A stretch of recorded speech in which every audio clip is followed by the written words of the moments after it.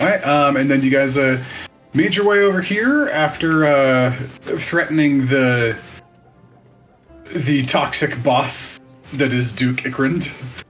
And then you made your way over here and started talking to the king. And last we left off, he was inviting you down to join him in his courtly feast with his associates.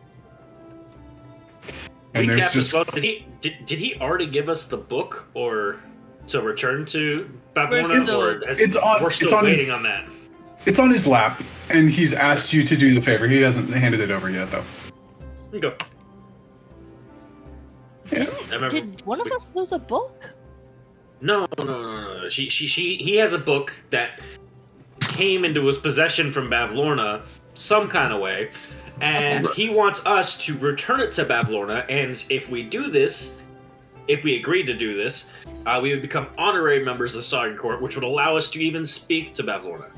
Versus becoming dishonorary members of the Soggy Court? Or just not becoming members at all. Fair? Fair? Okay. Oh, just a little piece of mechanics, guys. I am re-adding on Start Playing Games.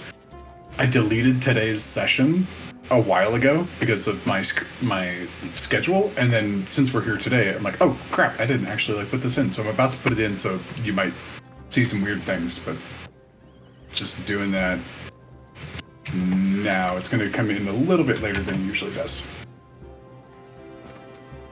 Coolio. Oh, apparently I have to schedule this for more than an hour from now. So 11:09 a.m. Take that. Cool. Yeah, so you guys are in here. Drinks, wine, bugs, mushrooms, not frog legs, but snake and various other types of swamp beasts. There's a, you know how they do an apple in the pig's mouth? It's more like a pumpkin in an alligator's mouth. And there's alligator pet. he's just sitting there essentially being with a dog. He's just chewing on some sort of bone, just I don't know how alligators eat. They do that little death spin. I just know that alligators are very delicious. Oh. I've heard that they are a blank canvas type of meat that absorbs spice and seasoning very well. Everything. Yeah, it's fantastic. Sipping away at my drink. What are you guys doing is you're in here and you have all sorts of interested parties coming up to you and be like, so what's Oberon like? Oh, you must tell us everything. And then one of them, kind of a very pinky, a very belly, pot belly sort of frog comes over and leans on the pillar next to you, trying to be all suave. And you're in good with Titiana. That's rather fantastic. They're hitting you up and trying to talk and you are definitely being schmoozed at a sleazy level.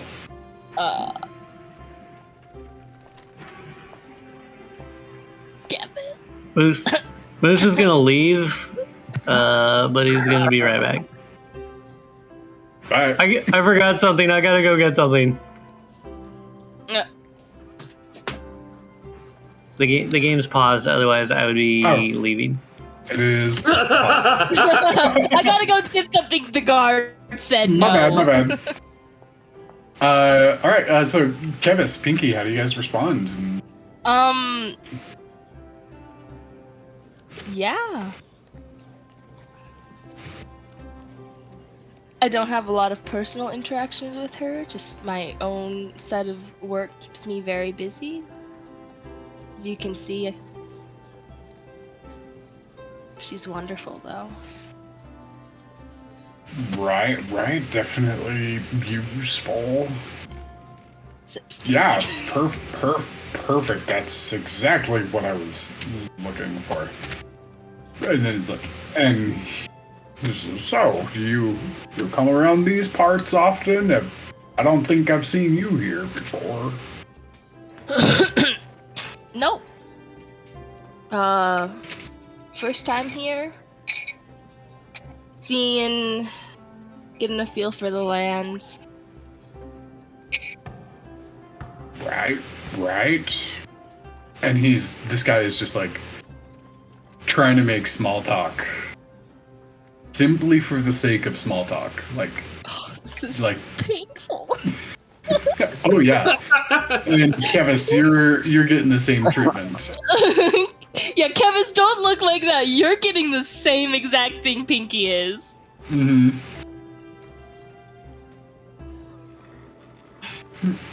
What are your answers?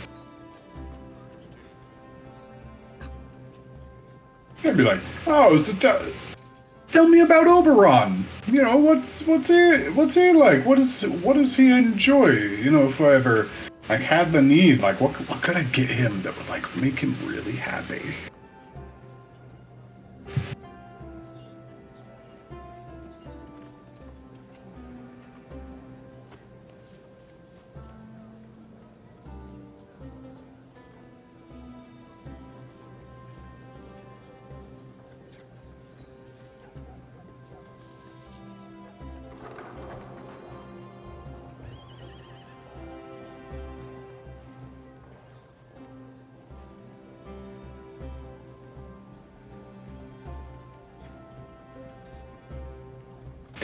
He doesn't notice.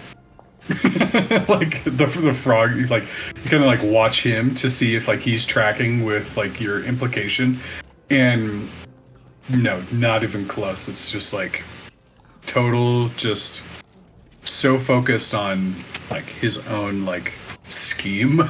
He doesn't track with you at all. Oh! Keep going. Play something.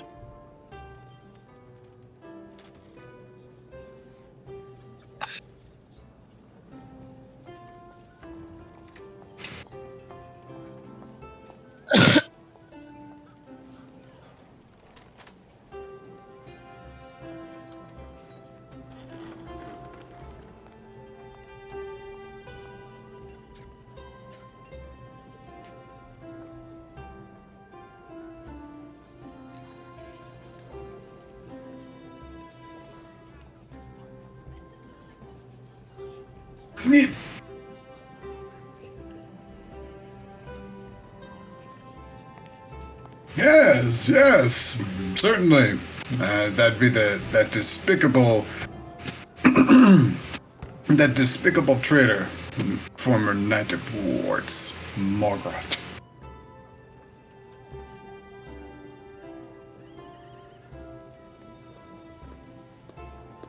Oh yeah, right, yes, and he kind of points into the mist, you know, because that's all you can see. But he points in a direction, kind of heading eastward from you. He's like, yeah, we have holding cells over there, and that's where we keep the troublemakers.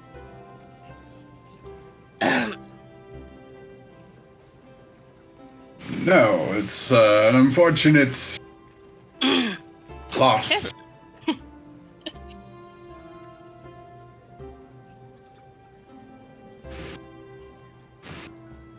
Oh, certainly, yes, of course. But she claims she doesn't know where it went, just that she helped them escape. And apparently, this fiend is remorseless. I don't believe any of us have had proper introductions to all of you guys. We know King Bullock, but what are your guys' names to the court people who are there? Oh, I am Sir Tadlod, Hello, greetings to you. I'm a very important figure here, obviously. And who is my friend talking to? Sorry, I didn't switch voices. I was doing Kevin's guy's voice still. So it was like, I'm Dadlov, and that is a Brinklebuyer there.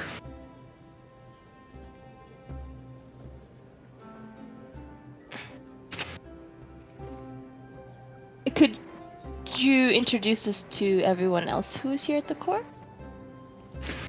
Yep. And he kind of turns around. Oh, certainly. Don't mind the guards. Don't mind the bard. Oh. You know, peasants. Okay. Of course.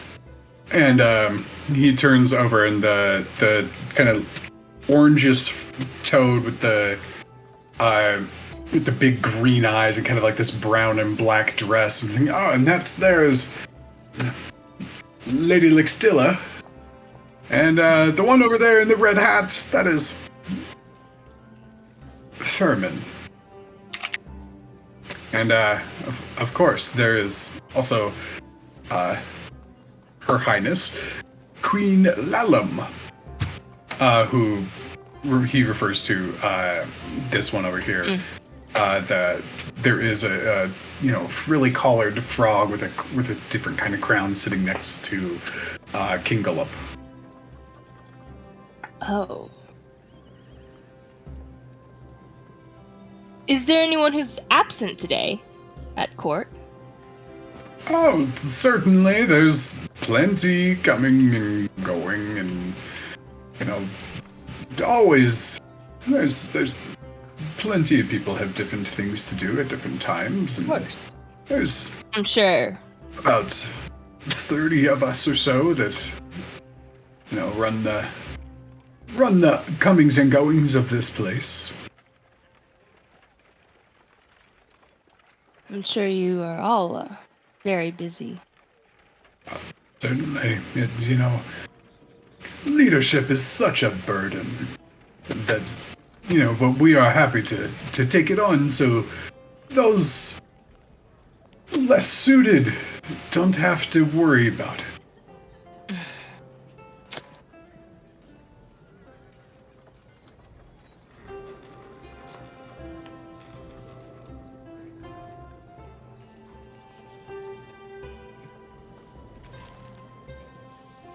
Oh, Eli and Zarius, what are you guys doing?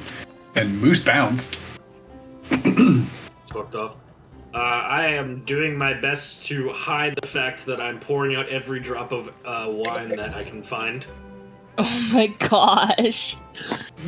You're drinking it or just pouring it into the ground? Pouring it on the ground.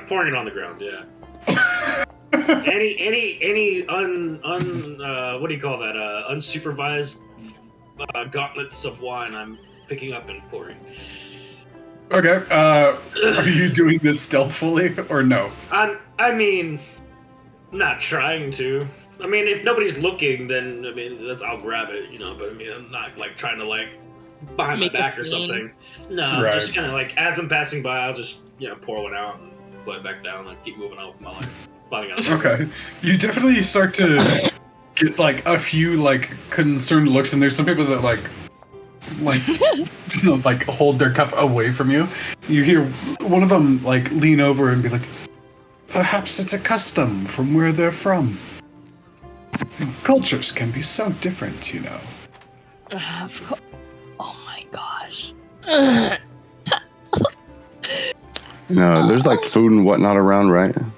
Oh yeah, nice big juicy tray of bugs, got some fruit, some... Alright, so I'm just sitting there stuffing my face.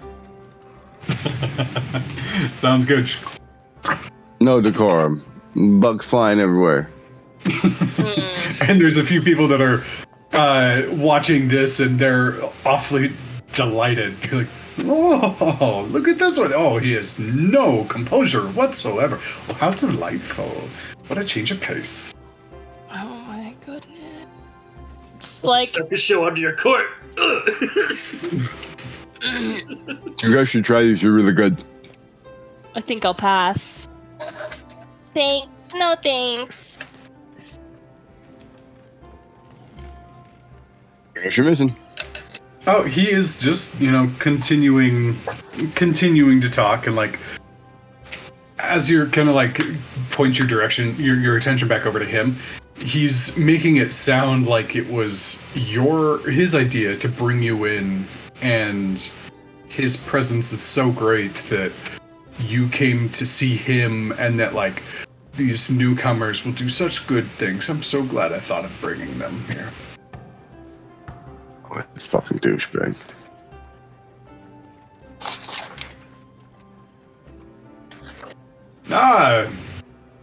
Gavis of Oberon's court.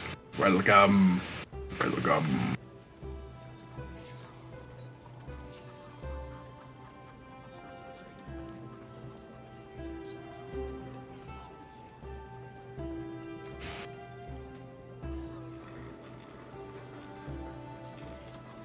Yes, Mogort. She is set. Yes, she's. We will need to make an example out of her.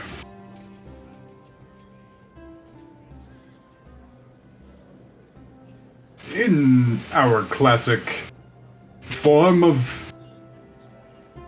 Well, obviously. Trial by combat. She has been wrong. She has done wrong to us, and she will have to face one of our champions to attempt to retain her life, I guess. Is there any chance Eli hears this by chance? Probably, yeah. You guys are just kind of like mingling around and stuff. It's like there's like a kind of a cacophony of several different conversations happening like all over the place. Like people, it's that classic like I'm so important thing where like I'm trying to like talk over you, but literally everybody in the court is doing it. But yeah, if you're near enough by that you could hear this. Awesome. Just as soon as he says trial by combat, it's like, is there an arena? Of sorts, yes. Where? There's over there. And you see mist. Fog. The fuck are you talking about? Where's the arena? Is That wait, it's downfall is obscured constantly. No shit. You can't say there and me know where the fuck you're talking about. Where's the arena? It's next to the palace. Next to between the palace and the holding cells. It's a palace? I am a king. Obviously, I have a palace. Oh, Eli. Where? And he turns to his queen. He's like, they're from very far away, aren't they? Can we go to the palace? Yeah, he's an excitable little one. I just need a little bit more information, and then we can go Fine. to the palace. We can go to the palace. 10 more minutes for me, and And then I'll we be can go to good. the arena. And like Bane can Yeah, let's go to the arena. Why don't we go to the palace? Let's go to the arena. That'd be great. You are.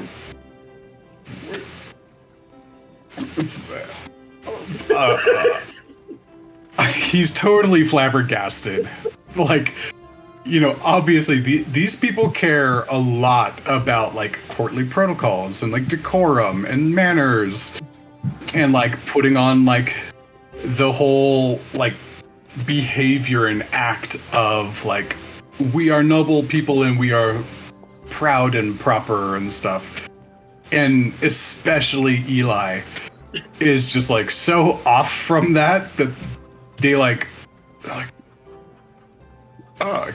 and you hear one of them like kind of off to the corner. It's actually one of the guards like leaning against the pillars like, I can't believe people are like this somewhere else. please, And please. and, Wow. And he finally like gets his shit together.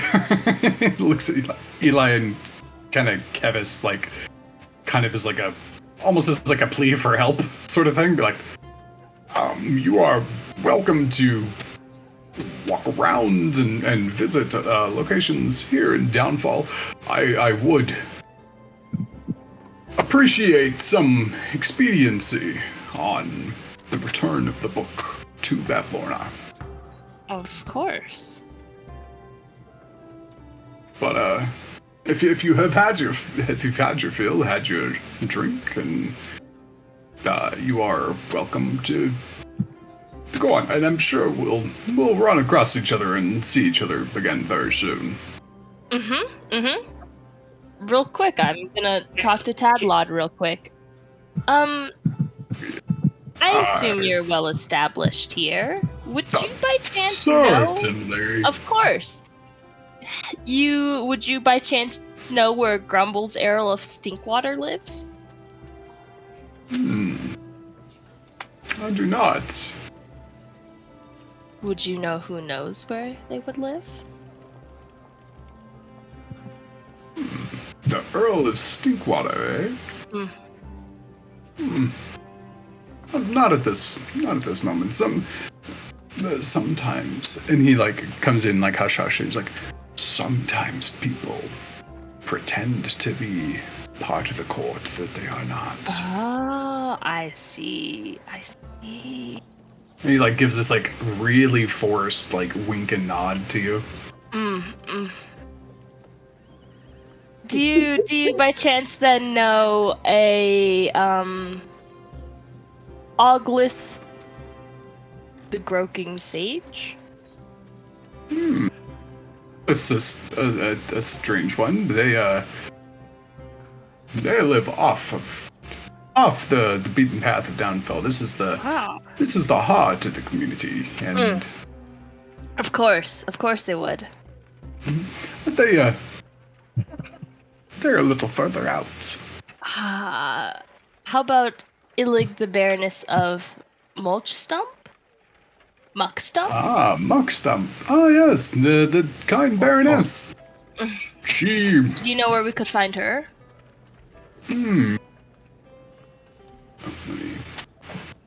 And he kind of thinks for a moment, like, presumably she's in the palace. Oh, the palace. Yes. This is. We like to stretch our long, able legs quite often, and we like to come over here and. Of course. Yeah, but that doesn't mean that this is all of us by any means.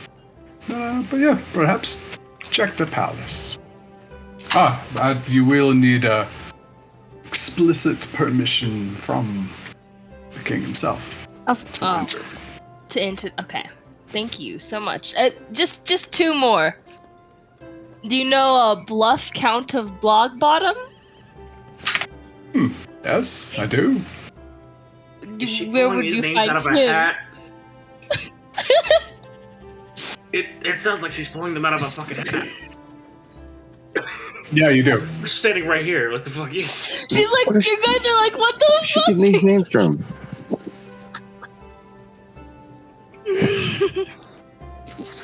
What do you mean? They're names that he's given us. You pay attention that well? I mean, apparently a few sessions ago when I wasn't in a haze, No. yeah. Just me as a person. I fucking couldn't remember what you said your name was. It's not too hard to remember. My name Is Pixie. Yeah. What about a Bloodus Duke of Three Rocks? Yes, you are naming, members of the court. Would you? I just would like to know where I could find them later, maybe, if I ever wanted to have a conversation with them. And he just kind of like gestures to Downfall. Around, I suppose. But like, is there like a specific place they like to hang out more than others? Those particular, at least several of the ones you mentioned, they like just being on the lily pads and on the boats. Thank you so much. You've been so helpful. I'll put in a really good word for you. And there's kind of like this moment where he like gets excited, like, oh, I'm happy to be of service, especially if it is to our newfound compatriots, and make sure the word is very good. It is gonna be really good. Okay. Gonna go up to the king now. If you don't mind me, I do need to gather my compatriots with me. Certainly, young Pinky.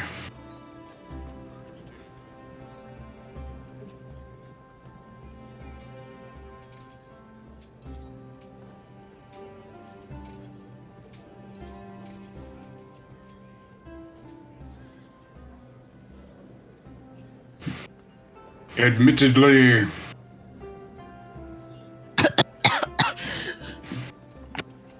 trust must be earned. Do a favor for me, and perhaps that can be arranged.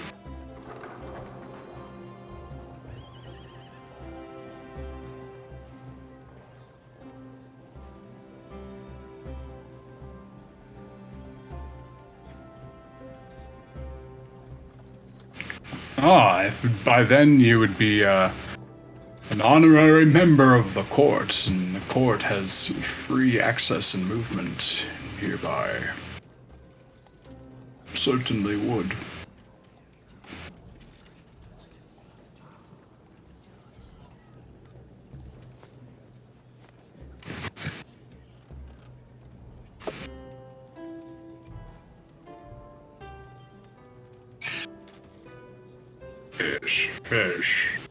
Fish people.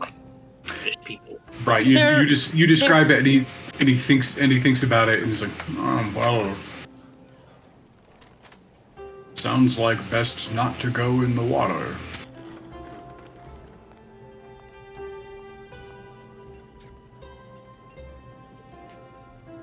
He jumps.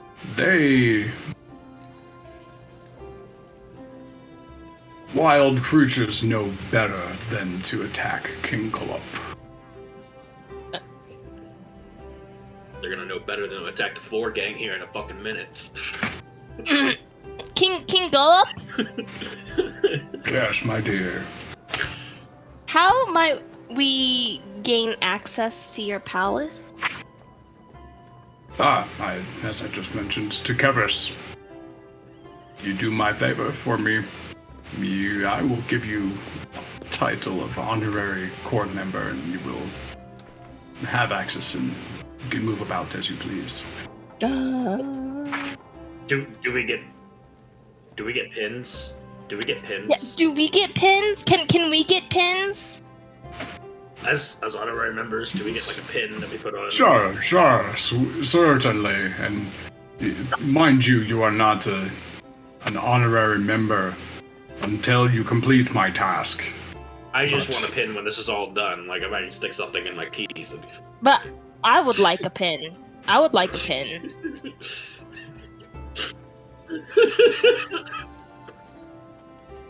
No! Wait! Whoa! We don't have. Can I have the book? Can I have the book? It looks like a sad puppy dog. If we're gonna return the book, I would like the book. I think Kevis. Right, we're gonna kind of need it. As Kevis is dragging the two of you away, King Gullup hands the book to Zarius as he walks by.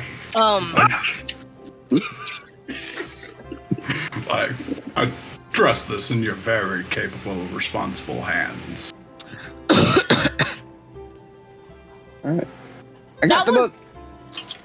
That was informative, as they are drug far enough away out of earshot. Pinky will say. Yeah, that. there's an arena. It's very informative. We get to go fight.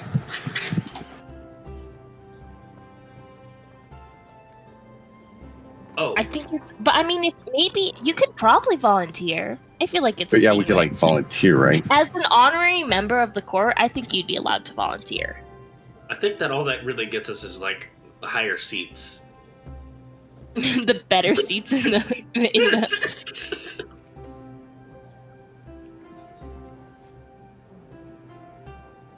Okay. So we just need to do this task, and then we have access to the prisoner and the palace. Yeah, just return a book That to the to Bavlorna, no big deal, and then Yeah, get no out of there biggie. alive. I That's think the other part. yeah, I think we'll just like leave it at her doorstep or something, knock, and then go. Yeah. I think he said put it back where it belongs, like in the bookshelf. Well, I thought we were just supposed to give it to her. But can't we just tell her he stole it? No, he found it. He didn't Did- steal No. Did He stole Wow. it. He's a lying it. ass. well, I think we all know he's lying he- ass. He acquired it by rightful means. That's what he Right, told so us to I'll just tell her. That's what we agreed to. That's how we get the soggy membership cord. Yeah, we That's how need we this- get the bing bang. Okay, But- we need that. We But need the isn't golden she membership really in card. charge? You know, honestly, But, like, isn't I Bavlorna don't- the one that's really in charge? So why couldn't I just tell her that he stole it, and then like she could get rid of him because he's a douche? I mean, Do you wanna have to Moose make a really deal in with charge? another person, or do you want to make a deal with this person and then we don't have to do more tasks and quote unquote favors for people?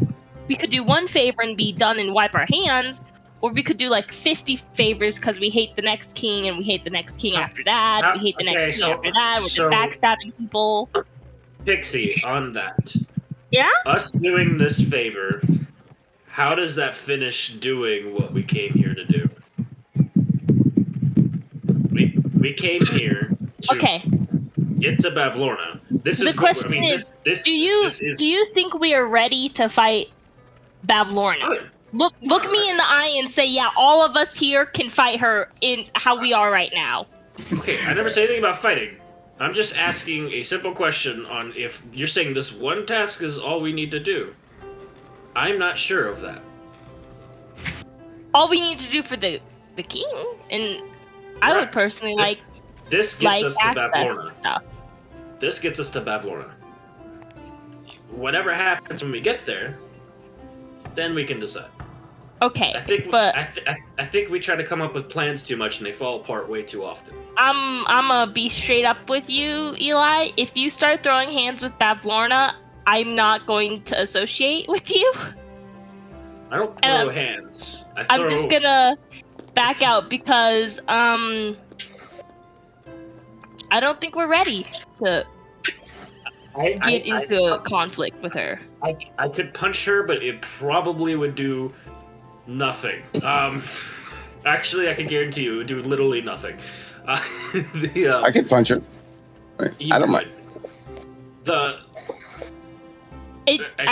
But I'm not saying we have to. I'm just saying she's the one that's in charge of all of this. He's just some douche, so he wants us to do something for him to get to her. But once we get to her, why do we care about him? Because any dangerous interaction, with Bavlorna is going to be a dangerous one. She has his stuff. Regardless of if you think we have some sort of upper hand against her, we probably don't have jack squat. I'm not saying we have to fight her. I'm just saying, why do we have... He gave us the book, right? So then we can... He said that we can go see Beth. Do this task and we get out. Because the longer we are with her, the more likely we are going to get swindled of something or something else. That is all important. Birdman is saying is that when we give her the book and she asks where the book came from, we tell her the truth. Okay, yeah. Rather than lying. I'm just saying, why do we have to lie for him? He's a douche. She's the one that's really in tell the charge. truth on that, yeah. But And she also has our stuff. Like, not everybody's, but she has my stuff. And I mean, we're going to have to deal with her in one way or the other, even if we just have to talk to her. I'm not saying that we could beat her. I'm confident in my skills. I don't know about the rest of you because, like, I'm basically unkillable at this point. I, like, died like 3 times and came back. So, okay, that's I really a little just can't die. So, I'm just saying. I mean, you saw it, right? Like, I died like 3 times and came back. Okay. There's an immortality complex. Okay there, Icarus. Calm down. I don't know what an Icarus is. My name is Zarias, but I wasn't prepared for this. As you are going to talk in? Okay.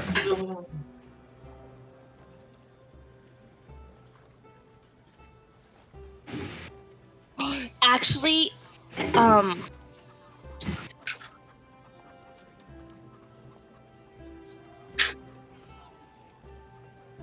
we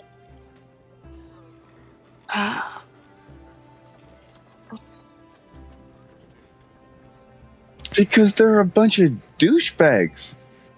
Like, no king is going to be better than this king. I mean, look at all of them. The I mean, I'm just sitting there eating, but they all seem pretty douchey to me. I think we can find an ally at the palace, but we need access to it.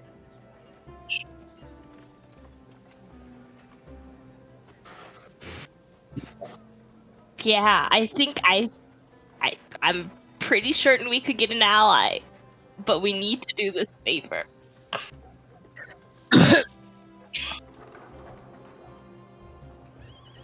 Okay, yes. Can we agree though we're just doing this favor and we're not striking deals with her?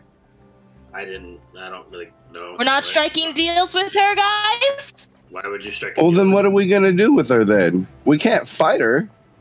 So we give her the book and we leave. And she's just going to allow that. Yep. If she doesn't, then I'm really open to whatever you guys would like to do. Why we're still talking, but we have no idea what we're going up against. We don't know what we're going into. We're trying to plan for something that we don't know about. I don't know why we don't just go in there and see what happens. Yeah, I'm all for that. Yeah, seriously. Where the fuck is Moose? Cut over to Moose. What are you up to, man? Chestnut. He set Chestnut down. I forgot about that. What's Chestnut? Oh no.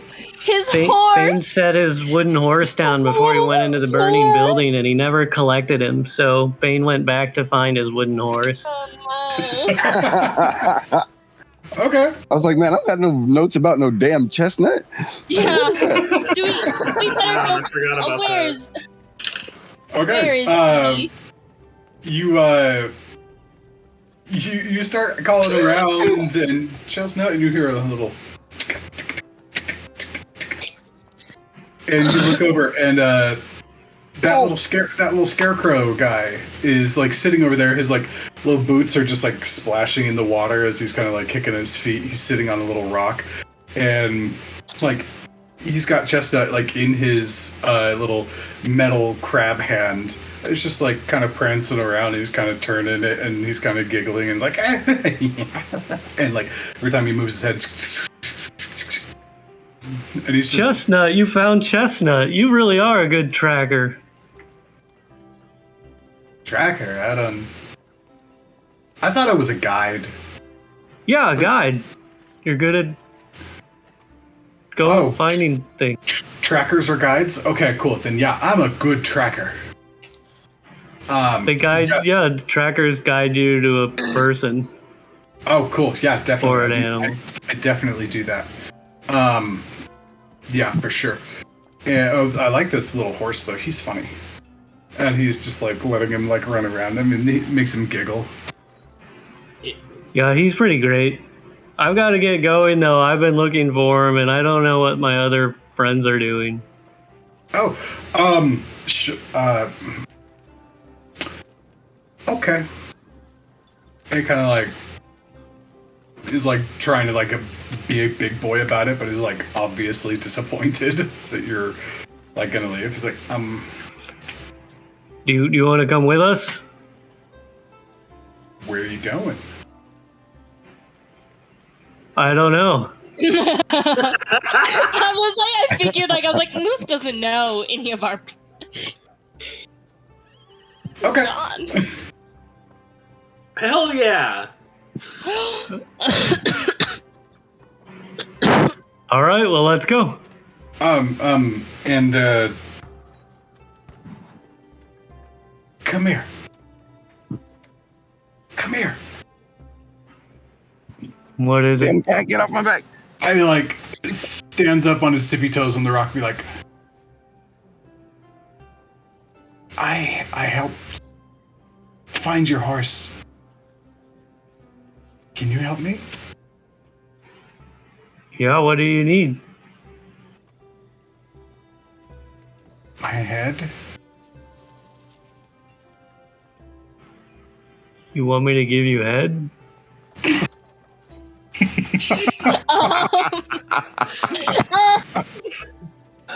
No. No.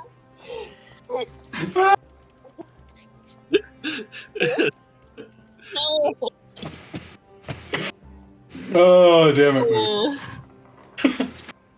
No. Yeah. Yeah, I want you to give me a head. But not like any head, my head. Like, Oh, okay. Yeah. this is, and he touches the gourd and kind of like shakes it around.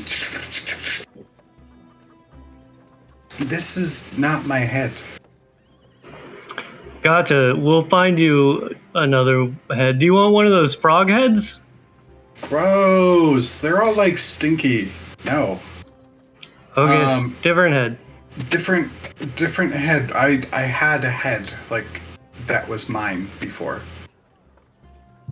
Yeah, I haven't lost one of those before. I lost a chestnut, but then I found it. That makes sense. Yeah, I totally get you. Okay. Yeah. We'll find it. Let's go. Can I? You're really big. Yeah, that's true. Can I climb on your back?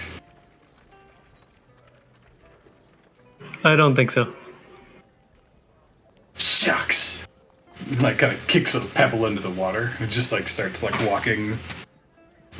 He starts walking this way, with his like feet or with his claws dragging on the ground. No, this way. Oh, well, yeah. I was just making sure you were paying attention. Yeah, thank you for that. You're welcome. I'm very thoughtful, you know. I could see that.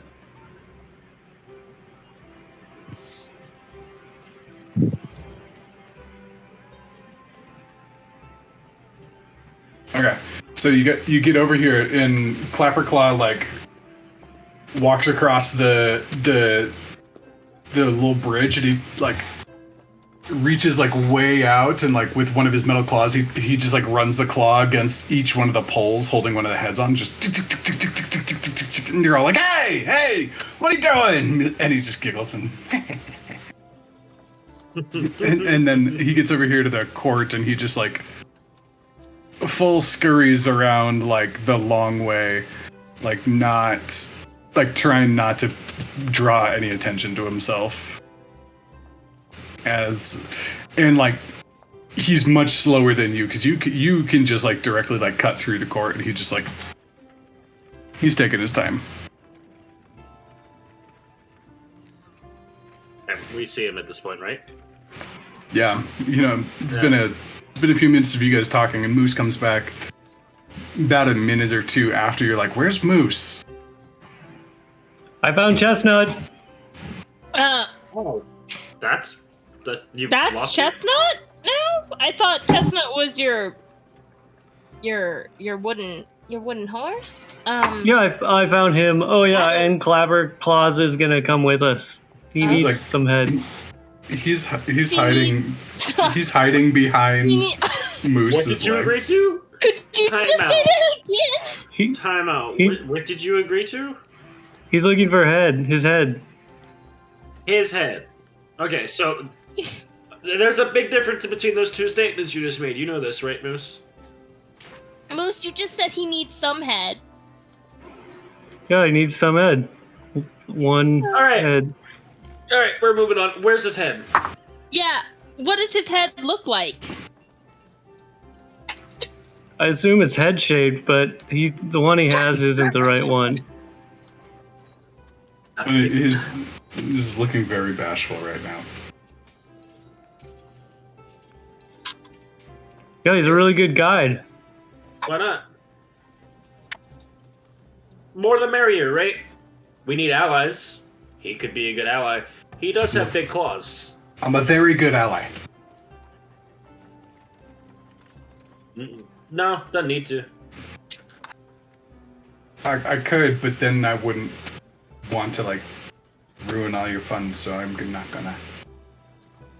Yeah, it doesn't have to. Yeah, that's fine. He could be an asset. He's got big claws. He can cut things. He's a guide, right? He could just guide us there. He doesn't have to. Yeah, and he knows this place. Right, he doesn't have to go inside with us. Yeah, for sure. Okay then. But that's it. He knows this place. He can guide us over there. We're going to Bavlorna's place. Do you know Will you take us there? No. Bye. You will not take us to Bavlorna's. Are you leaving? And, like, as soon as you say that, he starts, like, going the other way. Wait. No. How close are you willing to go there, first off? And second, what if I told you there was a balloon in it for you? I'm too small to do a balloon like that. No, tiny balloon. One that's like this big. He, like, turns his head and you hear that rattle. I don't understand. Balloons are huge. Nah, they don't have to be. You can have small ones and you can carry them around with you, and they're fun. They're like toys. Clapper Claw, do you think that Bavlorna might have your head? Because she has other people's stuff. No, she doesn't have it. Who has your head? Let's go find your head first. Fuck Bavlorna. Where's your head? Stinking. And he gets, like, really frustrated and, like, throws his claws and, like, starts kicking mud and dirt and just, like, kind of pouting while standing. A stupid bunny took it. Can I just... Can we... I'd like to go give that bunny what's for. No, guys, please don't.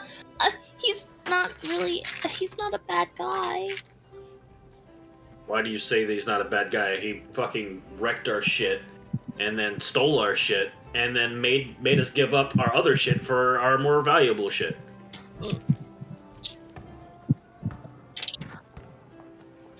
Actually, those, I mean... Okay, well, that Dude, part, yeah. brand me. But they're gone now, right? So he's not... He's made mistakes. But I think he could be... And he stole his head. What kind of... That's pretty fucked up, Pinky. Could I do the negotiating with him? Are we gonna stop what we're doing right now and go? No. When we go back, I'll talk to him. We can always come back. We can bring Clapclaw with us right now to go see the bunny. No. Get our asses kicked. We need to do this first, but we can have him show us how to get to Bavlorna's. Then after we deal with her, 'cause we want to come back here, right? He ain't gonna show us where to go to Bavlorna. We just gotta follow this road we're on. I know. Oh, okay. I can show you. I'm not gonna go there. No way. Yeah, you can just show us the way. You can show us, and then you can come back here and wait for us to come back. And then after that, we'll go find your head. Even though you seem to have a head, so I'm very confused. No, this is like Dude, this is like this is not my head. This is like... This is like my not head. This is my not head for sure. Can you see? Yeah, of course. Can you... And what do you see out of? Your not head? I don't understand your question. I can just see. How do you see? With my eyes that are in my head. But if you don't have a head, then how can you see? Are we I don't know, man. Now? This is the Fae, man. This is pretty much like the closest thing to like a drug trip that I can think of. I don't know. This is just how I am. I don't know these things that you're asking me. Okay, because now my head hurts too. So you'll just show us how to get there, and then you'll come back here, right? And then we'll meet up. We'll try to find her head, Clapperclaw. But and we think we know. We'll find it. We think we know who has it now. Yeah. Yeah. Yeah. So when you gotta find it. It's such a good head, you guys. It's like this big. I have such big antlers, and like it's my head is like the inside of a big old deer. I think we should leave that like it is. Nope, I think we should leave it like it is. Nope, I think we should just leave it. I think we should just leave it. So the Bavlorna's son? Yeah, let's see where to go with that. I think Nope. To the Stilled House. Yeah, okay. Let's go. Really, guys, yeah, so... And did we get a short rest while we were in there eating and everything? I don't remember. Yeah, we did. We got one last week, yeah. Yeah, if you guys stick around for long enough. Yeah, you could... Depends, were you able to tolerate that for an hour? Oh, yeah, I was just eating, so... Mm-hmm. Yeah, what about the rest of you, though?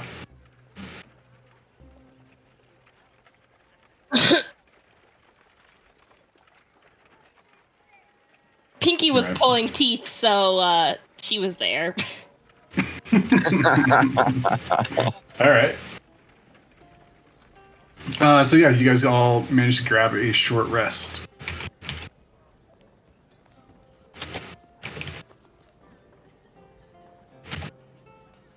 And what are you guys up to now? Interesting. That doesn't matter. Clapperclaw, the Bavlorna's house is this way, right? I point down the road that we're about to head down. Kinda, sorta, not really. Okay, so it's like this big loop, and then and he gestures with his claw. This is like this big circle, and then smack, bam, right in the middle. Nudge, Moose. I got that, actually. I know exactly what he's talking about. Did any of that make sense to you? Yeah, it all made sense. Yeah, no. Moose, did that make sense to you? You seem to speak his language better than any of us. Yeah, I mean, you just follow it around in a circle and then spam. Okay. Got it. There's Why did it make more sense when Moose said it? Yeah, that's what I said. I don't know what's... Right he just kind of freaks out for a second. He's just... Maybe you've learned to speak Moose. Wait, is your name Moose? Some people call me Moose. Where's your antlers? I have antlers. Not with this head, but a different head. My head. I have horns. Biggest horns in this party. Yeah, but they're not like antlers. They're horns, but they're not antlers. Well, my friends just call it that. Well, it's the people I drink with. Where is Eli? I'm sorry, you guys took off from me on the map. I didn't. I'm sorry. Oh. I was watching Discord. He's like, wait, are we losing members left and right? I didn't realize we were moving yet. Absolutely. I thought we were talking. Which is exactly what that is Eli and Mike at the same time both had that same thought. You're like, wait, I didn't realize we were moving. Wait. Yep.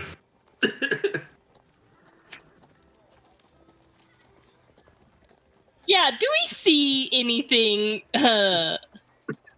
that maybe we shouldn't be seeing?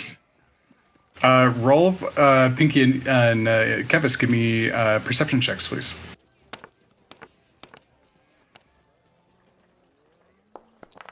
13. 17, 13. Okay. So for the most part, you look around and this is a very strange place. You never thought that, one, you were likely to talk to frogs ever, let alone have entire conversations with them, let alone there be an entire society of frogs, let alone an entire society of uppity, persnickety, douchebag frogs. This is all weird. And just continues to add to the brand of, like, well, okay, this is strange stuff. But you look around and all of this is just strange. You were very much so still trying to get your bearings about this place and be like, okay, what is even happening? And you start to see like the shape of a large building coming up on your right as you are kind of... I think it's over there, maybe? No. Yes? This road splits. I'm lost. Yeah, and you can... And the fog continues to be thick. I don't have fog like activated on this map because it would just slow us down real bad because of the size of this map.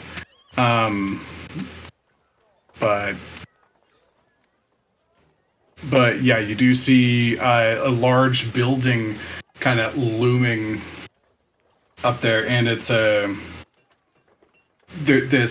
this building is built with mud and like decorative lines carved into the mud, but there's like grime and swamp and kind of moss and kind of lichen and swamp gook all around this thing, but it's built into a tree, and there's two large branches that kind of like stretch out of the palace itself.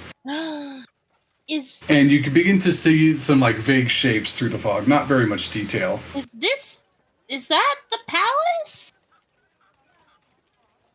Is that where we're supposed to be going? We're looking for a house on stilts. A house on stilts? That's where somebody told us Bavlorna lived. Right. So not the palace. That must be just where the frogs live when they're not in court.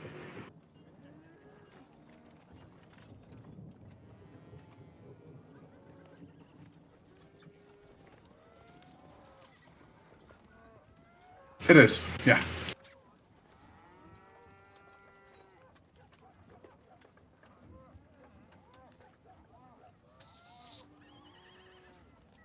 Isn't our guide supposed to be guiding us? Do you want to go to the arena? Are we doing that now? No. Yeah, wait, where Clapper Claw's like scratching his gourd, and it just makes this like, grinding. It's like a stone on stone kind of sound, like. Clapper Claw. Wait, where are you trying to go? You guys are confusing me. The movie. Bavlorna's. Oh no, I already told you where that was. Where? Which way? Left or right? Up or down? Up. That way. And he points to the middle of the lake. Hell yeah. Hey, Kev, let's go swimming. But, like, if you want to go to the palace, I can show you where the palace is. I can show you where the arena is. I can show you anything, but I don't know. Clapper Claw? Yeah, that's me. Is there a way for the people who cannot fly to get to the middle of the lake? I have the foldable boat. Yeah, I have a boat. Oh, the boat. I got rope. Oh, there's like stairs. Yeah. There's stairs to the middle of the lake. I mean, You didn't ask. Could you? Wait, you want me to spoon feed you everything? Sheesh. Yeah. Kinda. Yeah, it's this really big, awesome, like Yeah. bony head with antlers. It is so stinking cool. You guys are gonna know it when you see it. You would love it. And that's my head. I want it back. Okay, well, we'll get it back, but we would appreciate your help. Am I not helping yet? You He's are helping. Cool. And I That's what I appreciate thought. it. Yeah. Yeah. Uh huh. You want to come on a boat ride with us? To Bavlorna is no way. Okay. Okay, It's worth a try. It's just in the middle of the lake that Clapperclaw. way. Clapperclaw. One last question from What's me. up? What's up, pinkness? Are there creepy fish thingies living in this lake? I don't know. I don't know. Things Probably. that would not like it if we touched their lake. Probably. Just, is there like a stone around here? He reaches down and like picks up a tiny rock. Be like, yeah, you want this? Yes, I'm just gonna huck it as far as I can into this lake. Okay, roll a strength check. You ready for this, guys? That's a 6. It makes it about this far. Plop. And Anything you happens? see there is a crocodile. Oops. That kind of comes over. Just kind of investigating what it is, and its eyes kind of like lurking out of the water. You see it kind of looks around, sees you, doesn't really seem to pay much mind, and turns back. Just curious if this is a thing in the Fae. Like, are crocodiles and alligators living next to each other? Is that a thing? I don't know. Okay. I'll be honest. I still like the difference between a crocodile and an alligator. I still don't know what that is. So Alligators, United States. Crocodiles, far on the other side of the globe. which one do you? Okay, so we have crocodiles. We have gators. We got gators. We have Okay, we alligators. got gators. Yeah, We gators. got That's the thing. gators. Yeah, and then crocodiles are Australia. Good Okay. to know. Can I Cayman- throw a rock into Caimans that are lake? African. Sure, I believe you because I don't know anything about them. That's fun.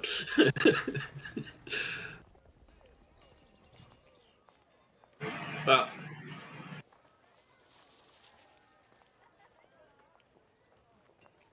We don't know how far this is.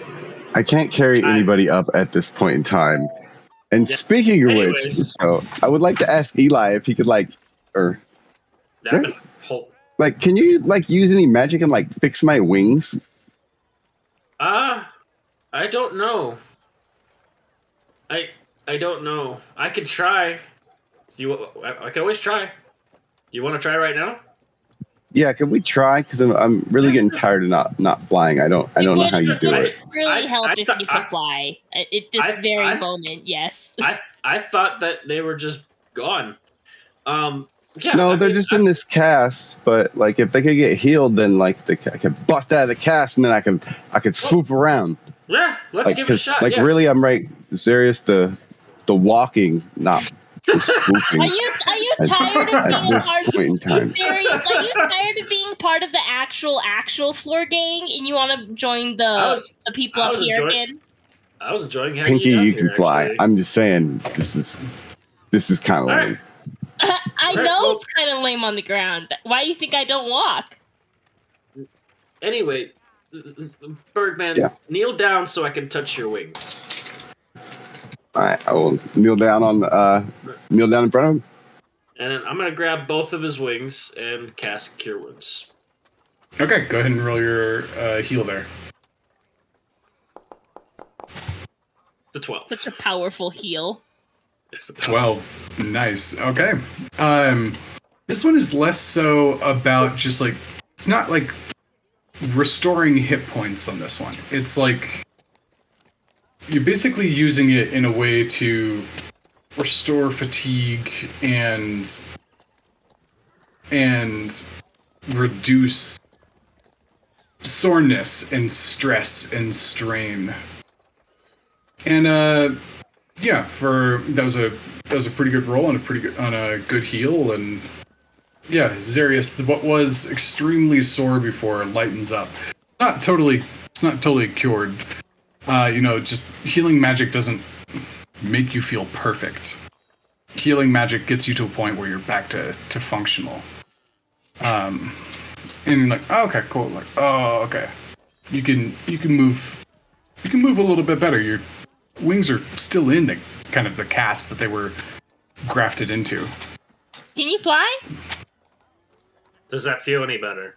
Did it work at all? It actually feels a lot better. But Okay. I'm gonna try to flap the wings on my back because, like, if they're in a cast, then if they're healed up enough, I should be able to just bust out of them. It's not necessarily like a cast, like a a kid broke their arm and like they can't move shit. It's more like you have several different splints on you to keep all your bones and stuff straight. Are your bones straight, my friend? Are they still flimsy? They feel a lot better. I'm gonna try to flex my wings and see if they move at all. Okay. They move a little bit, but you are decently kind of like restrained because of the splints. Like you can't like flex all the right muscles like in the way that you normally would. So you'd have to take those off to get your normal movement. Can you guys help me out here? Do you want us to take that off? Yeah, take it off. Oh, okay. Pinky will come over and with her little knife, just carefully, very carefully.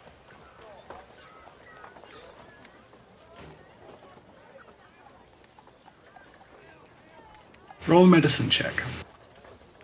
As a person with wings, do these wings look like they're ready to come out of them?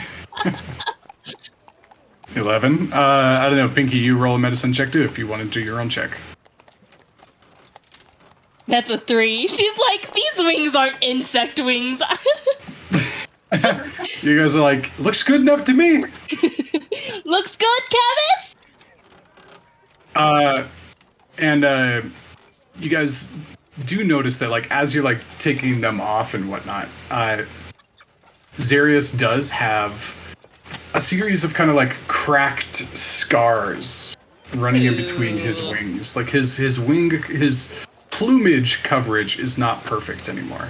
Oh, that. It's a little bit like it's small pieces here and there are like missing wings. It's almost like if you've ever seen pictures of like gorillas that have scars, like their skin is black and their scars are like bright pink. It's obviously different. And wow. Yeah, so just signs of battle. You know, that really hit him hard. He's got that stripe across his chest from the spear, and he's got a little bit of scarring on his wings as well. Zarius, I'm gonna tell you now, you look pretty badass, but you're missing some feathers. No, right? It's like I can't die. You're missing some feathers, my friend. You look like you've molted. Are they gonna grow back? Is that a big word for you? I don't know. Anyway. I don't know. It's never happened to me before.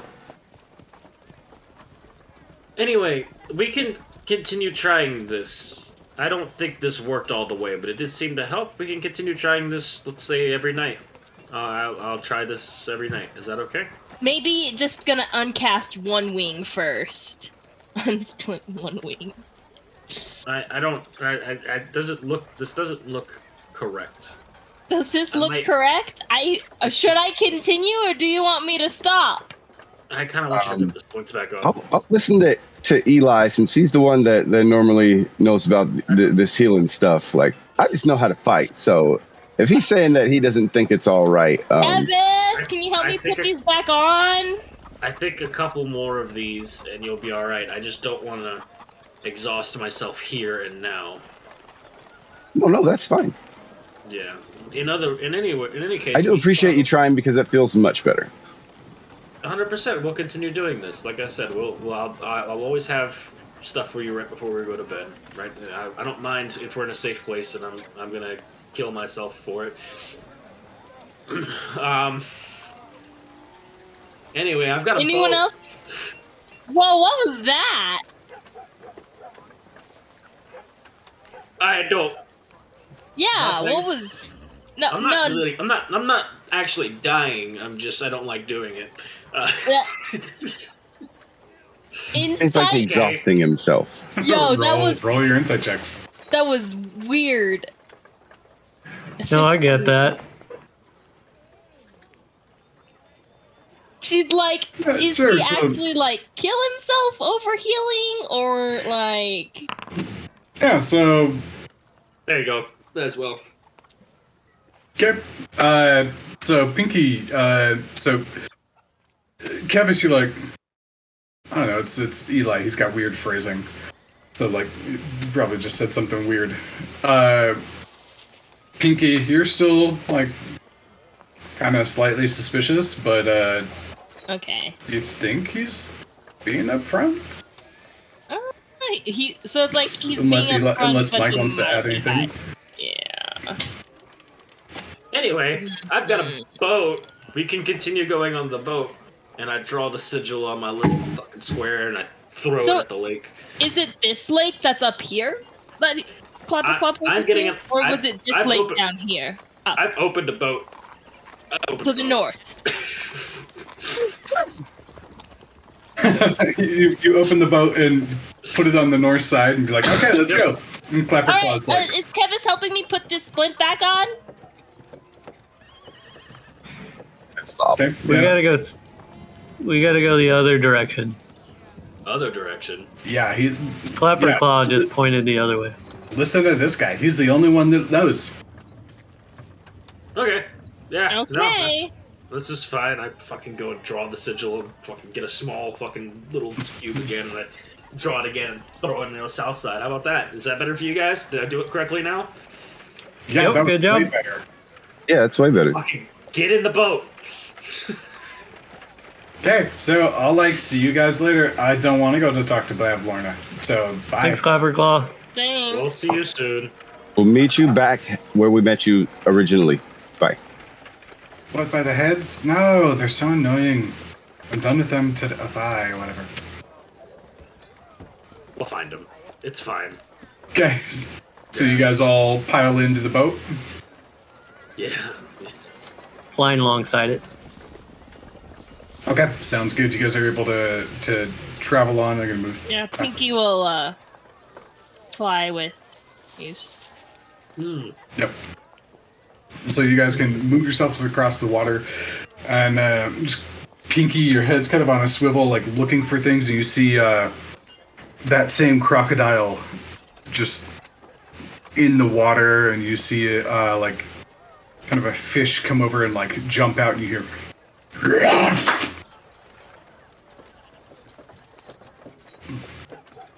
And you guys can continue to just move around, and like you're just kind of searching,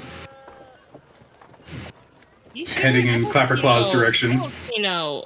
And Eli's left in the water, way back there. I don't pay attention to.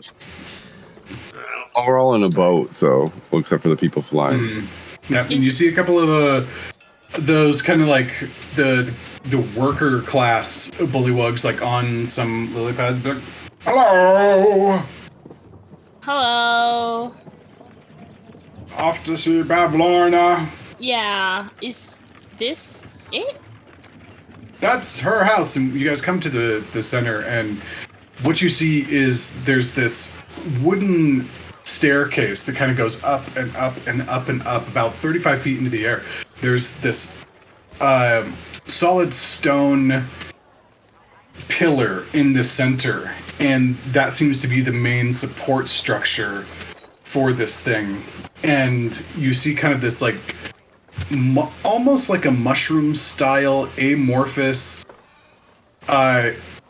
thing that it's like kind of smaller in the bottom and then grows up, and then there's a very large conical thatched portion of the roof. Can you guys see this? Yeah. There?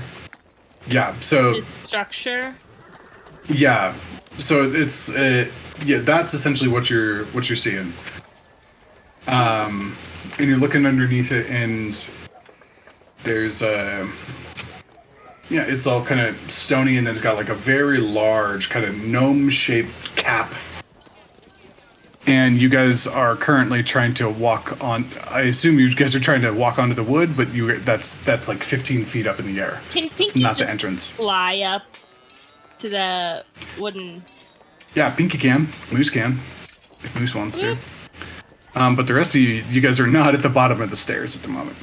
Do you want my rope to fly up there? Because you said it's 15 feet, right? My rope is like 50 feet. You could just fly it up there, tie it on a little post, and we could climb up. Okay, yeah. Yeah. You could do that.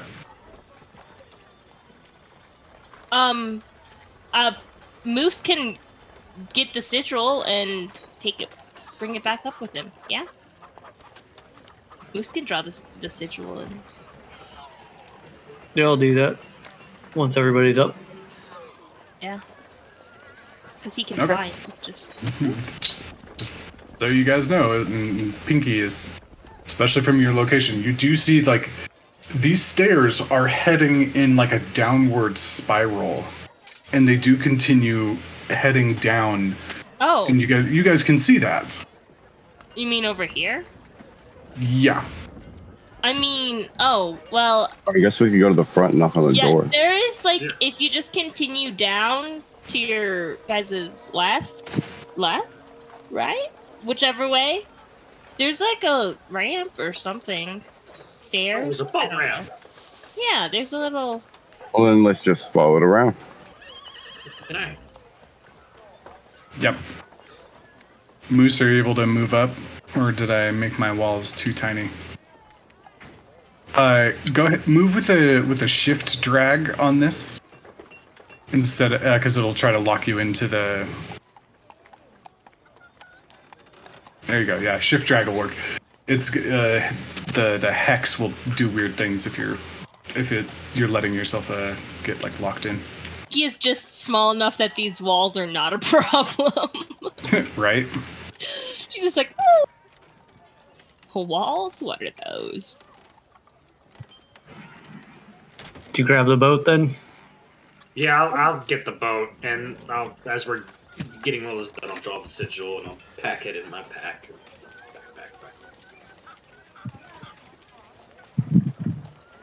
This thing just goes up and up. Mm-hmm. Just a ways up, and it's really rickety. There's no handrails on this, just like posts on the side, and sometimes you feel like the whole thing just kind of shifts like. Pinky doesn't like that. She's flying like 5 feet above the air. She's not like. Okay, there's a door questionably up here. Do we knock? I think we should knock. Okay. Is there a questionable door up there, or is there a door? I don't know. Okay. I don't know what it is. Pinky, do you see that symbol? Yes. Two Okay, Bavlorna. cool. So so you guys go up and up and up, and it's not like you get to like a staircase with a door. It's actually like you come up, and there's a little bit of a ladder, and there's a trap door above you. Oh, can I just? Do we knock? I think that's. We should definitely knock. Yeah. Look around it's the first, or polite you just want to thing knock? do. She'll fly up and knock on the hatch. Okay, you fly up and knock, and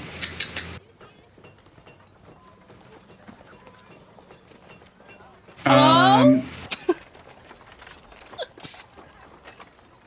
nothing much really happens for a bit, Do I hear? and then you kind of listen to you hear a.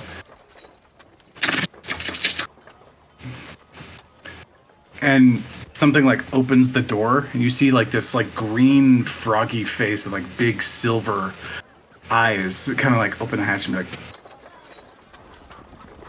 "What do you want?" We have a delivery. for Bavlorna? Pizza. Who said you could come? King Balub. Who's King Bullup? A frog. No, I don't know any King Bullup.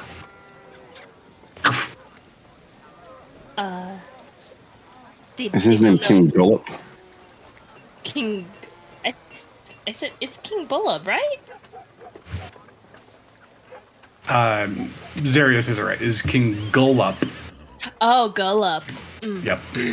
Let's try this again. Knock, knock, knock, knock, knock. Eli's life. You hear a very fast moving thing like run away after it closes the door. What do you want? I'm so sorry. I mispronounced his name. It's King Gullup. Oh, yeah, sure, that guy. You have a delivery from him? You're not the usual people. Yeah, we're new. What the usual people, though? Are there different people who normally come here to deliver stuff? Well, yeah. Do they look like frogs? Yeah, usually it's like different frogs.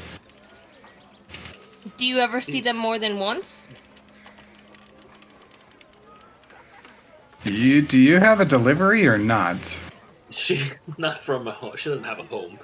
Zarius, show him the book. Yeah, so we have this book that is hers that we're supposed to deliver to her. Do you just take deliveries and hand them to her yourself? I mean, if that's how it works, then I'm not gonna complain. I can't give this to him. I gotta give this to her directly. Oh, he said that you have to give it to him directly? Roll a persuasion check. Who? Who's rolling it? Serious? You, Zarius. Wow, 19. For a total of 19. 19. Alright. And it's like, yeah, well, if the king sent you, I guess he had his reasons. So, sure, whatever, come in. Piku will go in. Yep, go ahead and click on the button, and you can go in. It should take you to the next scene. And Kevis and Eli, you guys got to do that too for yourselves. I clicked on it, and I am all by myself. All by myself. Yeah. I. Oops. Sorry, I forgot to set like a starting location on this map. I don't. Okay, so Kevis, now you're in. Okay, this is doing some weird shit here. Hold on a second.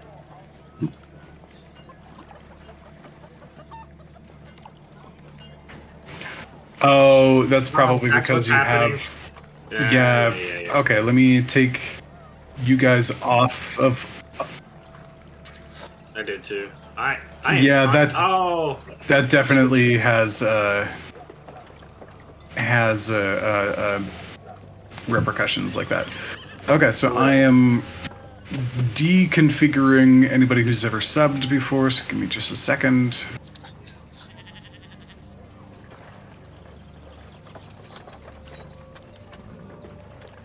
Why are there so many broken plates?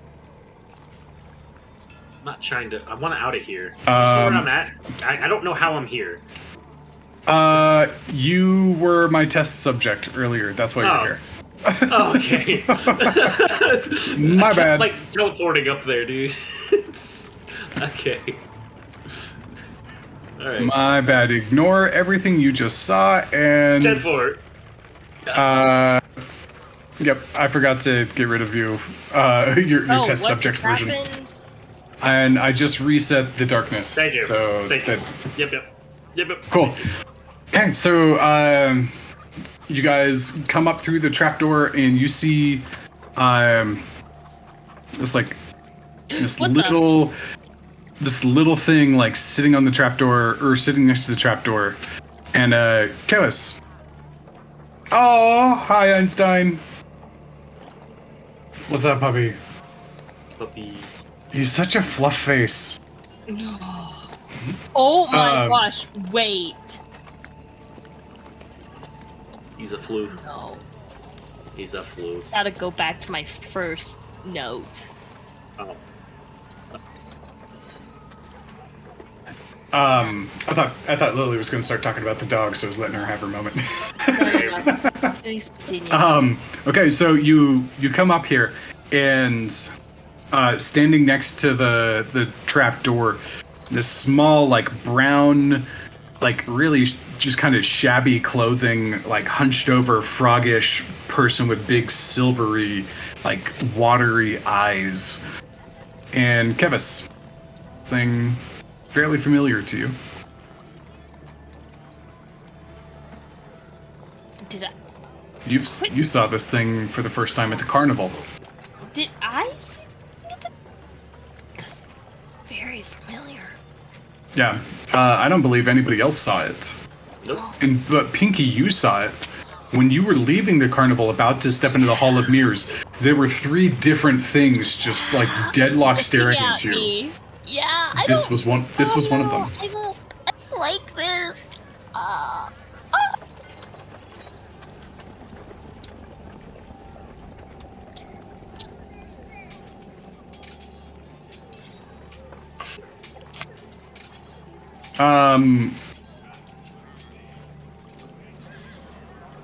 No, this is the one that like you saw like in the crowd and like scuttled over, and then you wound up at the hat shop.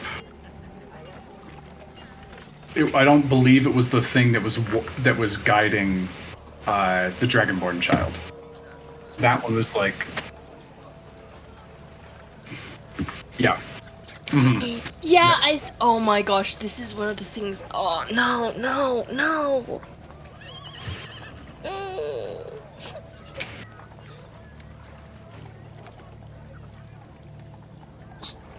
Pinky's like. Okay. You're not gonna say anything to it, or just. I don't even know. He's I don't on even know the other what's side in of your thoughts Moose, right now. hiding.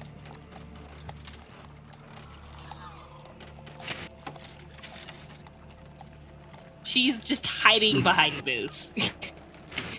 The little thing looks at you and you're like, all right, so what are you here for? Your delivery? Okay. Like, Bavlorna. Okay. I told you that I got to deliver this to her personally. So, but you just asked me, so I mean, you might have a real short attention span, and coming from me, that's got to be really short. You're not wrong. Anyways, I don't know. She's around here somewhere. And you see it just like skitter off, and it moves fast. It's like. Can we just ask? Can we just wander around? And it's already gone. It's already gone. In like a matter of like a couple of seconds. Like, it is in a different space. Look around and see if we see this broad in here anywhere.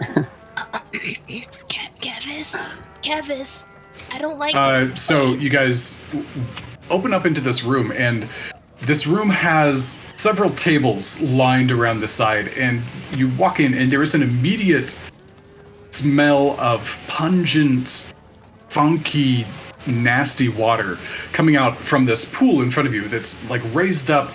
No, we can't split up, guys. This is bad. Don't split up. There's like a 5-foot high platform made of like kind of like muddy tiles that like sinks down into the pool below you, and the pool is kind of like brackish and looks kind of nasty. There's a large lily pad in there, and there's a cylinder in the center, which presumably kind of like matches that cylinder that's supporting the house itself, and it's filled to the brim with like still water.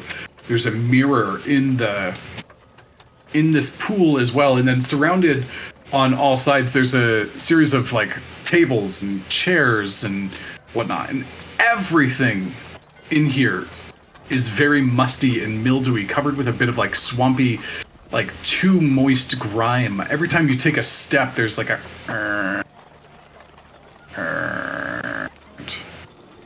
and like all of the planks in this place are soft and whoops, that is way loud. All right, guys. And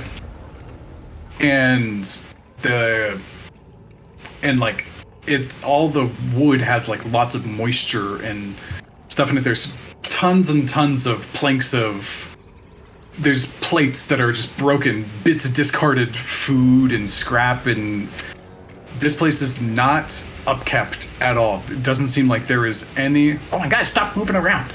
I'm trying to describe the scene. I don't want to have to describe the other scene too. Sorry. And there's this place is not upkept in the slightest. It is nasty, and it's like, if you've ever seen like, you know, you open the door in like a college room or like a college dorm fridge, and it's like a horror scene of just like mold and nastiness, and everything's expired and nobody cleans anything, and like, there's been like 13 different spills and nobody cares. That is this place in its entirety. Like that same vibe is across this entire space.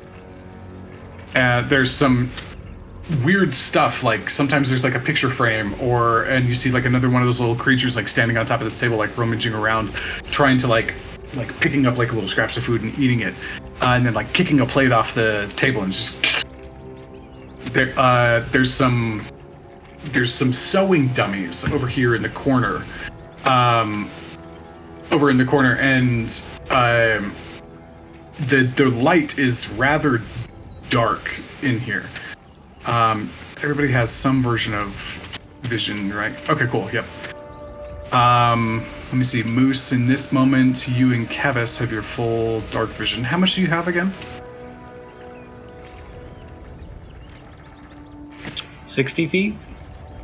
Okay. Sounds good. Yeah, so you're no longer being restricted by the fog. So you guys have full vision in here. It's just kind of dark. There's not really a light source. There's an occasional bit of like light that comes in, and you see it from underneath like a door frame or something, like you see just like the little crack of light, of strip of light there. Everybody else, you're pretty restricted. Did I light a light in here, or is that a bad thing?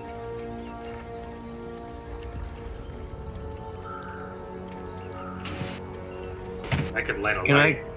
I'm asking you that. Yeah, like Eli's like, should I light a light? I don't know. Like, I can. Sure. Fuck it, and I'll cast it on my mace, on my little hammer tool. Okay, and what's the radius on that? It is fucking 20 feet. Radius? Plus 20 dim. Okay, sounds good. So light source, so 40 dim, 20 brights. What color is your light, Eli? It's still the purple. Still the purple? purple. Yeah, still the glowy purple. Ooh, that's a little hot. Let me try that again. Yeah, let's chill that out a little bit. What the fuck is that? Oh my gosh. I have the hammer of light. Okay, yep, it's glowing, and as you like light it up, a couple of those like little tiny frog creatures. There's two of them left in this room at the moment. They go. Sorry, I couldn't see. No, I'm sorry. Just like close your eyes or something. I don't. What is this thing that I'm standing? That right? there is a. That is like a spiral staircase leading upwards. Oh. Yep, and there are several different like doors throughout the space.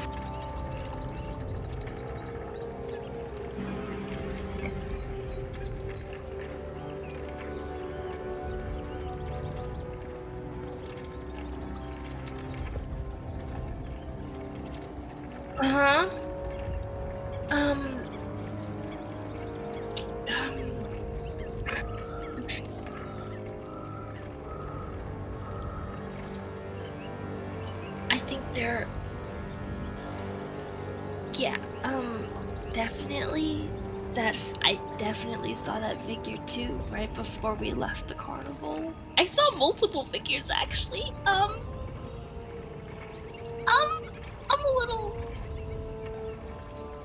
Is now the time to be talking, guys? I mean, I can tell you're whispering. Can we go and find Bavlorna? It doesn't matter. Spur of the moment, terrifying. I kind of just washed it from my memory, but I mean. Is there anything going on with these dolls? Is there anything unique about them or their dress? Yeah, you go over and they look to be like stitching dolls, like a seamstress would use to put together a garment, like while approximating like a humanoid shape. But each one of the dolls is kind of like grim in texture and design, and there's like mildew on like the little the coarse stitching, and like the stitching is done with a very heavy, uneven hand, and each one of the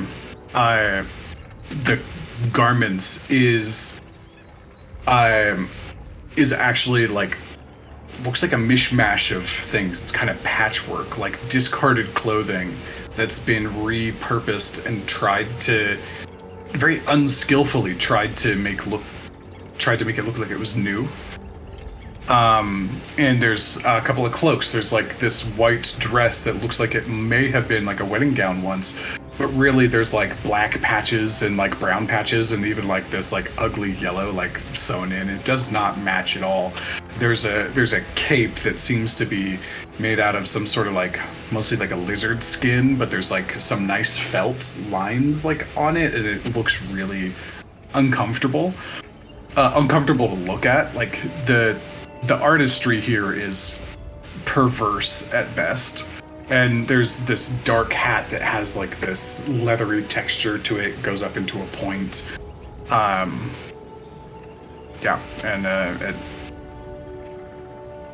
That's about what you see.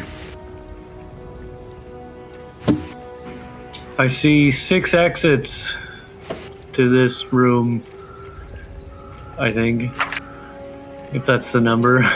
And which way are we going? This guy's right here. Be like, dude, where's she at? This house is pretty dirty.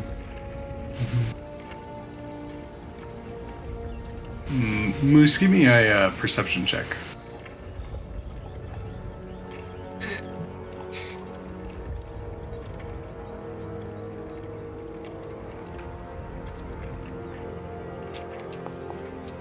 $11.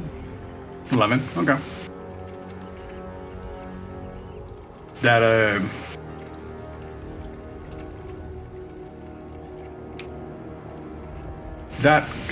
hat that you are seeing there,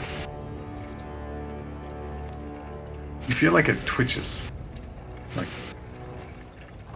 that's weird.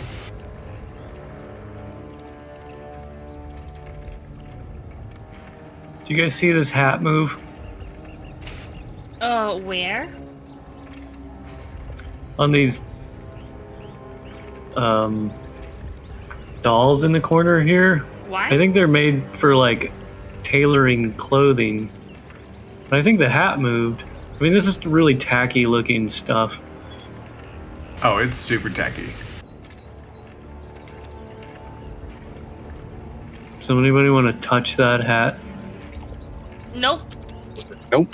I think I've learned my lesson not to touch sketchy looking things. I want to deliver a book. Okay, yeah. Yeah. Where's Bavlorna? Upstairs? Up? There's a staircase. Let's just go up, I guess. Oh, whoa, what the? What? To second floor, yes. Yep, you should all be on the second floor now.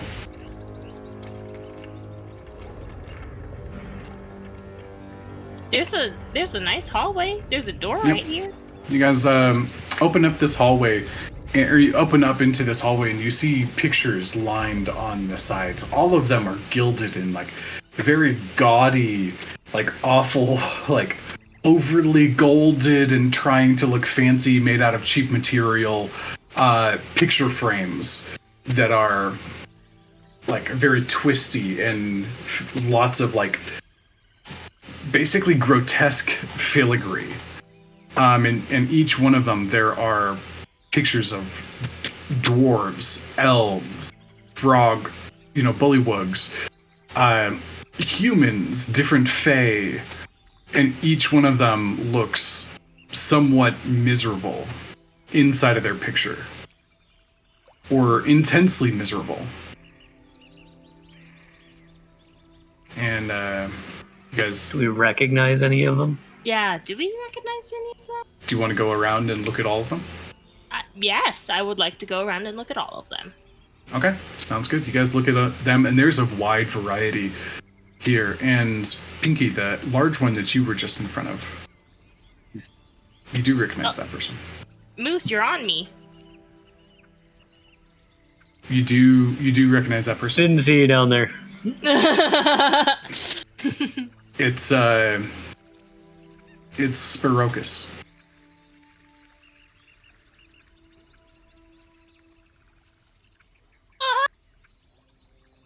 Guys, there's a picture of our hoof friend.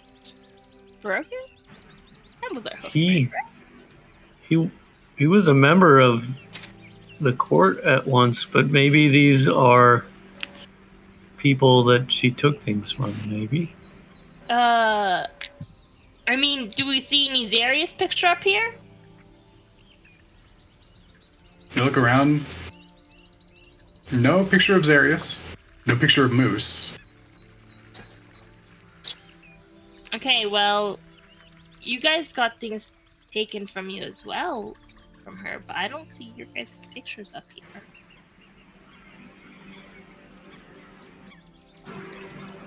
Door number 1 or door number 4? There's a door over by 3 doors. Kevin's and Eli. Moose, as you're looking around, that little silver gray bar that's in front of you is a mirror. But it's as you pass by it's your face, but it's like completely devoid of emotion as you walk by it. It's like one of those funhouse mirrors, only sad. I don't like it. I don't like it here. You see yourself, just total antlers, total drain of whatever, or whatever your face might look like. What kind of an expression do you have on as you're kind of coming through here?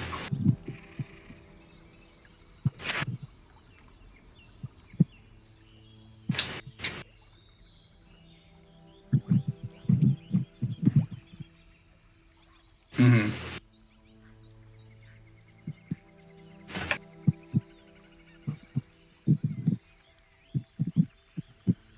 Okay. Could we just find her and get out because Pick a door. Okay, pick a door. I want this one. Okay.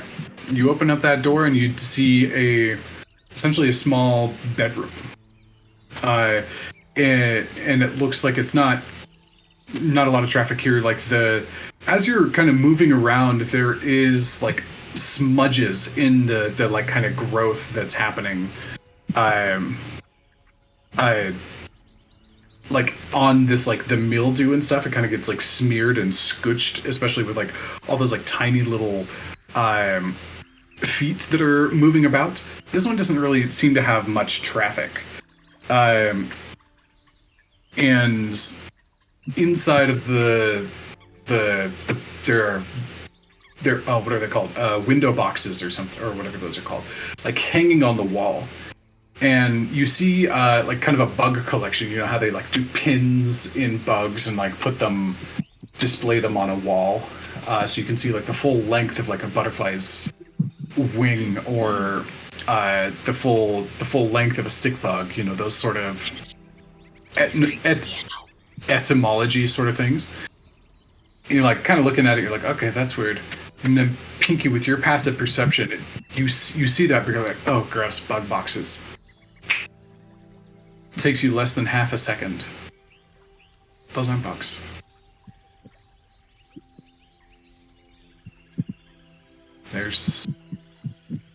They have wings, but they're not bugs. They're smaller than yourself. They're what the fuck? people with wings. Oh no. They're little pixies. They're mummified pixies put on display in the boxes. Oh. And, one of them, and there's a little bit of broken glass over here, Oh. as this box is empty, but the other 4 are full. Of mummified pixies? Yep, mummified pixies on display. It's just What several the- of them, like 5 or 6 to a box. Guys,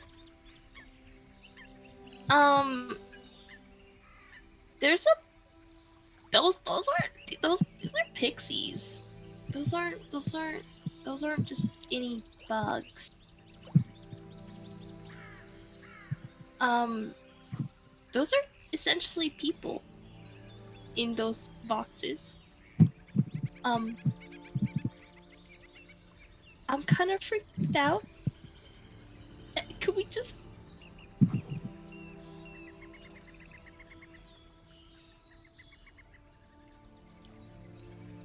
Roll an investigation check.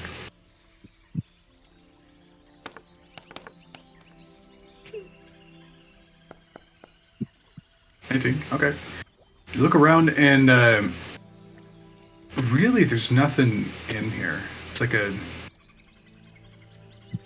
this feels like a kind of, it has a guest room vibe, but very dirty, unwashed, nasty. There are literally like mushrooms growing on the bed, on like the comforter on the bed. Sort of gross. Okay, this place isn't used very much. It's kind of like just an empty encased room.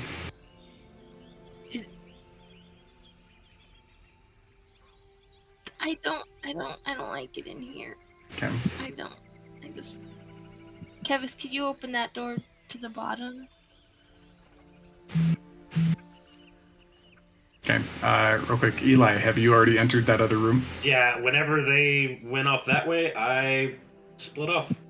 Okay. Let's go ahead and take our break there, and we'll come back in with Eli leading the charge on his own exploration. All right, so you guys go and start examining that guest bedroom, and you find the pixie boxes in there. It's pretty creepy, and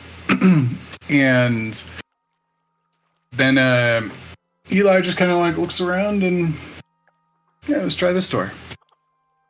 Eli, you walk in and the same level of filth that exists in the rest of the house absolutely exists here too. And inside of here, you see, again, broken dishes, like they were just cleaned of food and thrown on the floor without any disregard for like a practicum of cleaning or anything like that. There's some rugs that are there that sink in the middle a little bit, like some of the floorboards underneath like actually aren't present. Not like a trap, but like somebody's like trying to make it look better than it actually is. And like it's like you do see it sag a little bit in some places. You see this withered, creepy old toad, very similar to like the tiny little fast froggy thing that you saw, But this one's bigger. This one's more grotesque. It's large in its size, very hunched back. Its feet are up like on a recliner, like just like leaning back with little long, skinny legs with this grayish green skin with webbed toes. A very broad and ugly face with slight hair and very froggy, silvery eyes like you saw in the little ones. It's got a staff sitting next to it with little jingling like glass pieces hanging off to the side. It looks a little bit like a wind chime. And on her back is things that are growing dark, or just like growing naturally. You also see that her skin is dried and cracked instead of like moist and glistening, like the frogs that you've been seeing recently. Across from her is sitting on a couch. You see a character that is essentially devoid of color, and very very tall black pointy hat, pale gray skin, black hair and shoulders, and like a black gown, sipping a white cup of tea. And so you see these two figures sitting across from each other.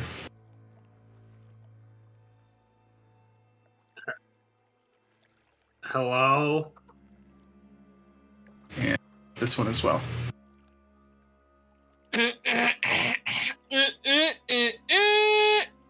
Hello? You said hello,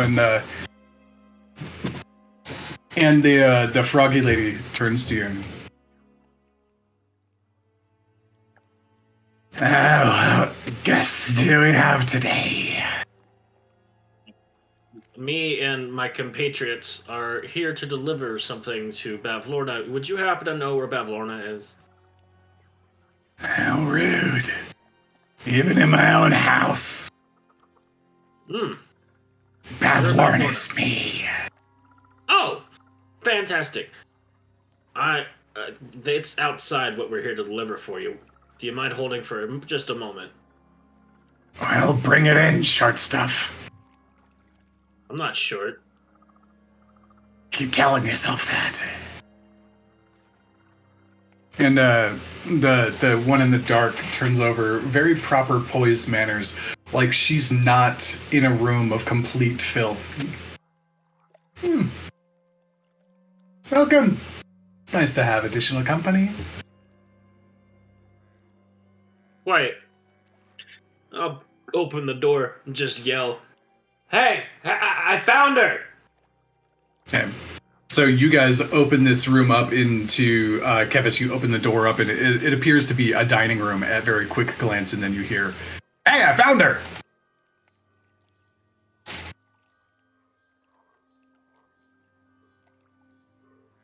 My goodness. Alrighty, okay. What did we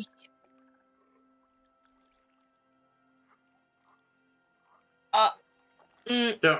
So we had a delivery for. So Bavlorna is the one on the far side of the table. I didn't catch the name of the polite lady yet. Chime. Chime. Pleasure to meet you. Likewise. Hey, Birdman. Yeah, Hey. So what is it that you want to give me? Birdman. So we have this book that apparently belongs to you. And then I'll pull it out. Bring it here! And like her feet are still up. She doesn't move her bottom legs at all. She's just, bring it over here! Let me see it! Glance around and I will move over here, I guess. Okay, and there's And like a couple hand of it like, to her. those little miniature versions of herself. Just kind of like looking around, like just. And you hand it over this book, this heavy bound thing with like metal clasps on it, and like kind of a dark metal on top of like this maroon binding. And she says, been looking for this. I knew it was gone. Where'd you find it, yellow man? So the King Fogwobble, he gave it to me. He gave it to us. Go up, huh? And as she's talking, like, and then she got excited about the book, like there's new cracks in her skin. A couple of them like start to ooze a little bit of blood and sludge. Especially on her lips, they are beginning to crack. Like, so Gullop had it, huh? Did he tell you how he got his hands on it? No, he didn't tell me how he got it, but I was under the impression that somehow he stole it. Large accusation in these parts. Yeah, well, he's an ass. Agreed. They're all scheming imbeciles. But even imbeciles serve purpose sometimes.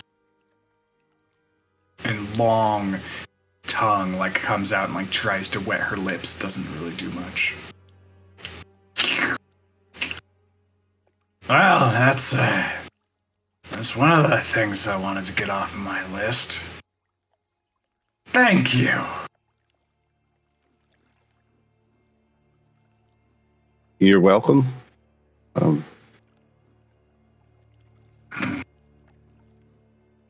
Guys. And what did Gullop promise in return for reciprocity in exchange for your service for him to bring it back? And I'm sure he told you to tell me nice things about him. Well, I don't really know because when he talked, I kind of stopped listening because he's kind of stupid. So, but he said that he would make us honorary members of the Soggy Court.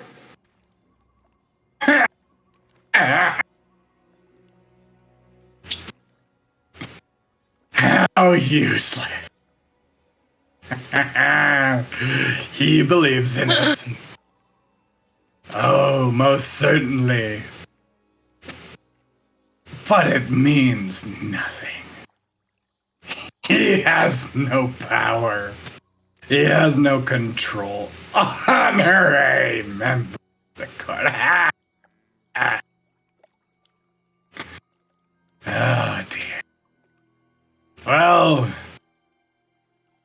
just your effort to climb the stairs are far outweighed to the reward he would give you. You've been duped, Birdman.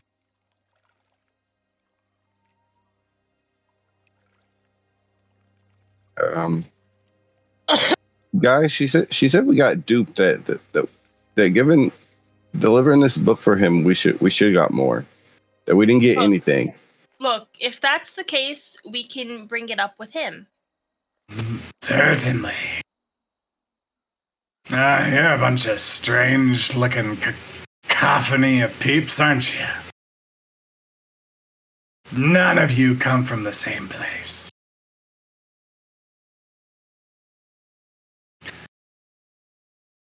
I could do interesting things between the lot of you. Any chance you want to give me your body after you're dead?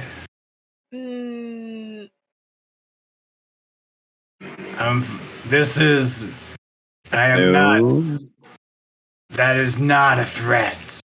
It sounded like I am respecting the rule of hospitality. You are welcome in my house.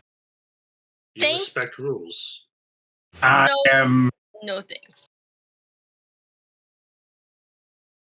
I'm a bit of a taxidermist. You lot look interesting. If you ever want to make a deal where I get your body after you've died of whatever causes, That could be arranged, and that could be interesting. What's in this door? And I point to the one that's right over here. That right there. That is it's a large cupboard. Oh, what's in the cupboard? You're curious, aren't you? Yeah. Some of my experiments are in there. And if I look at it, can I see in it at all, or is it just like a wooden? No, it's like a wooden cupboard. Not like a glass pane or anything. Experiments, huh? What kind of experiments? Well, I got lots of hobbies, you see. You know, I like sewing my clothes, and she gestures to like the absolute ramshackle shit show clothes that she's wearing. I make these. I taxidermy. I got some magical talent, and I make some elixirs sometimes. Can I look at your experiments? No. I would like to see. Please? I just met you, and I'd be giving away some information for free. If you want to trade, yeah, let's trade. And Charm kind of speaks up. Information, that part's tricky.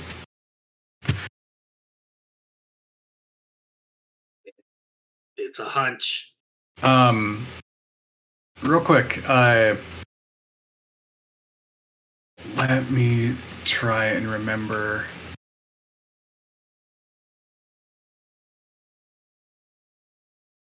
Okay, I don't remember if it's Eli, Zarius, or Moose. When you guys were at Spirocus's place and looked into the water, did one of you see somebody like walking up the stairs?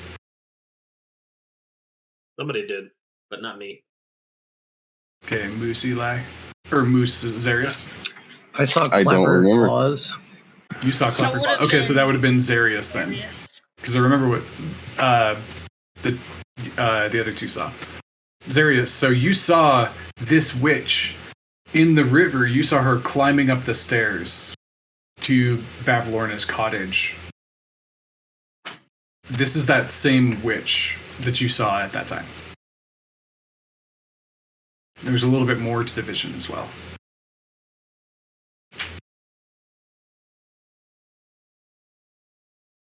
The lady sitting at the table. Oh, that might have been the session where you were gone and I almost killed you. Her shadow moves on its own. Yeah, because I was like, man, I don't remember this, bro. I don't have no notes on it. Yeah, it was. Yeah, so yeah, her shadow moved on its own in your vision, and like detached from her, and went into a window.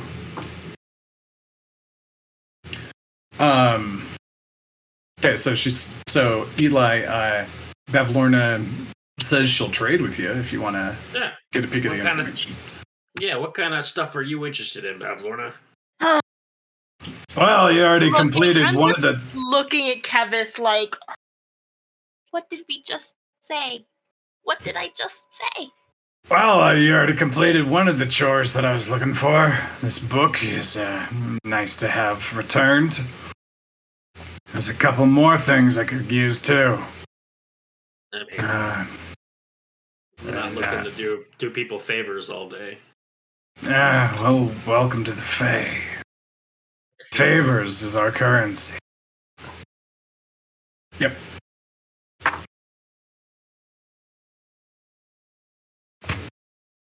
Nope.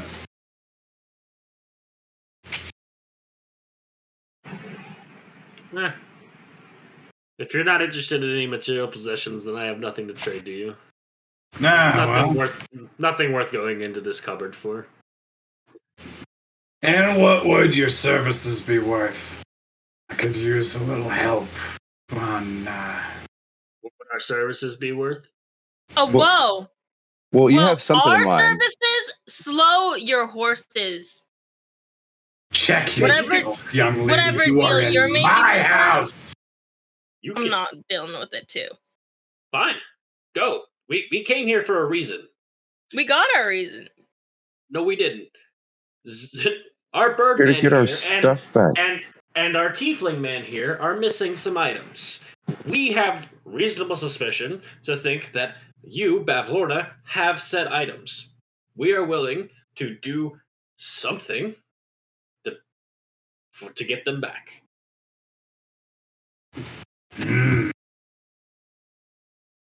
I have an idea of the sort of thing you're talking about. An idea. All right, so you want to trade, huh? Okay, you give me my thing back, and you give him his thing back, and then you tell us what you need done, and then we'll decide. Well,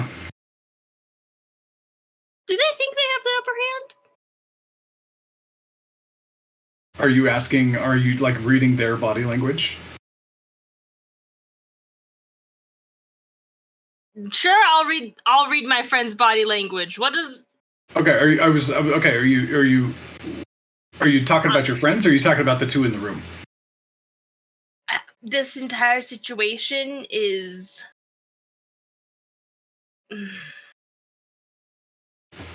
gonna get flipped on its head. I feel like it's I'm observing to a point where I don't want to miss a single thing. Okay. Sure. Go ahead and roll a generalized insight check. You're just kind of keeping track of everybody. That's a 4.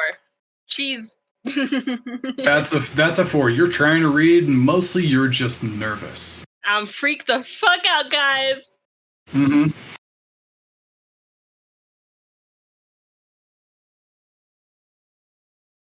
Okay. Roll your perception check. Just keeping an eye out.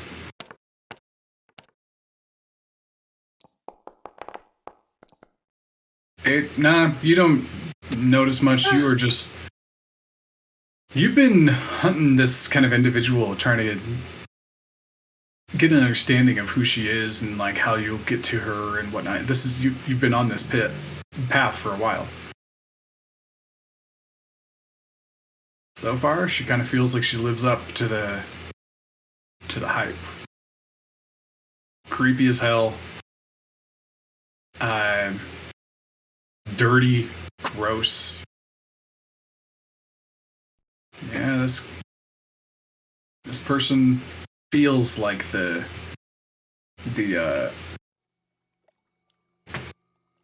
poster child of the swamp, for sure. Do not like it here. No, sir. No, do not like green eggs and ham.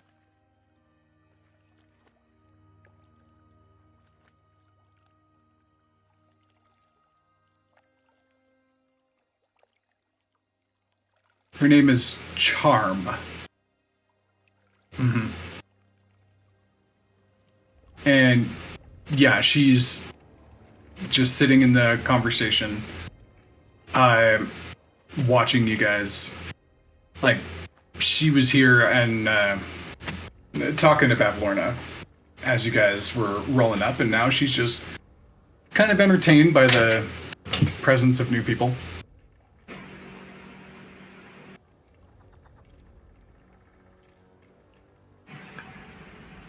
I'm getting a little uneasy with everything also, and I'm just gonna kind of start pacing around a little bit.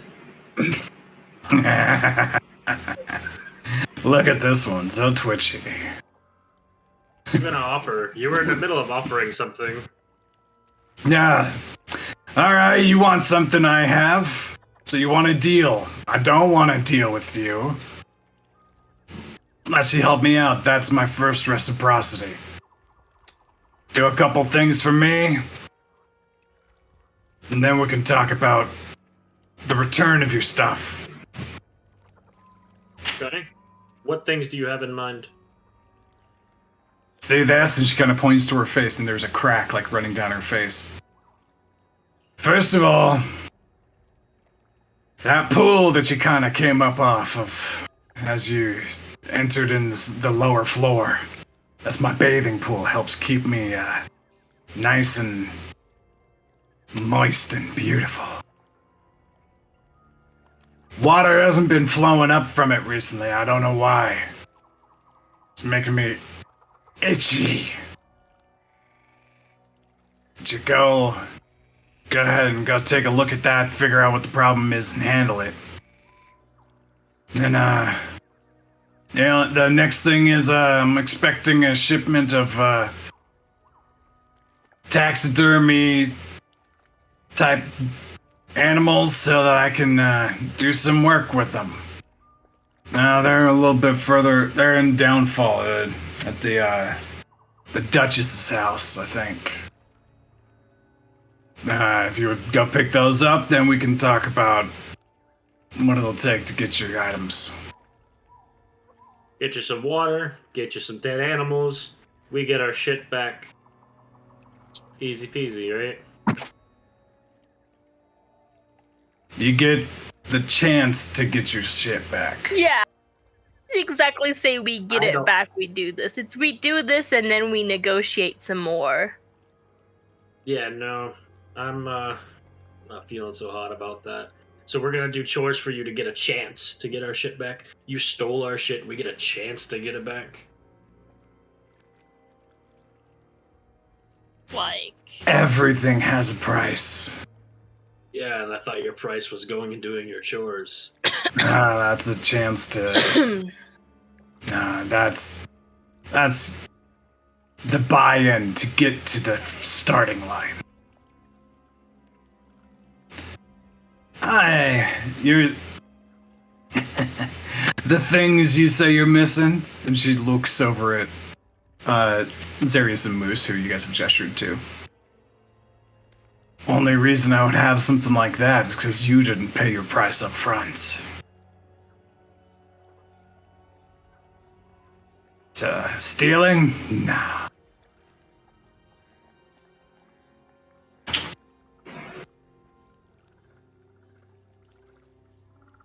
Price for what up front? I've been missing this a really long time. I don't remember what I would have not paid up front when I was a kid.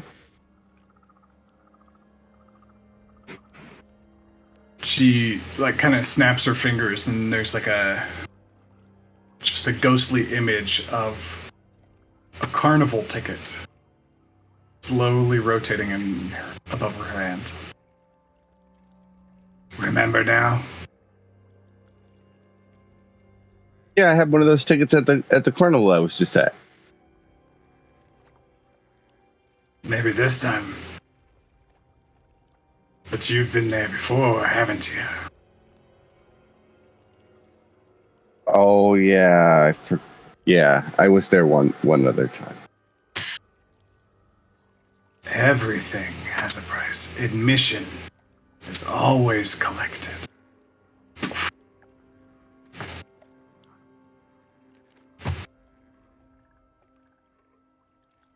Okay, so is this a deal we have to shake upon, or can we just think about it and then bring you back the stuff if we decide on it, or how do you feel about all that?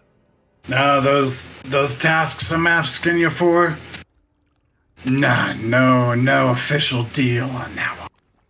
10-4. Well, we delivered your book. You have it. You're welcome. Appreciate that.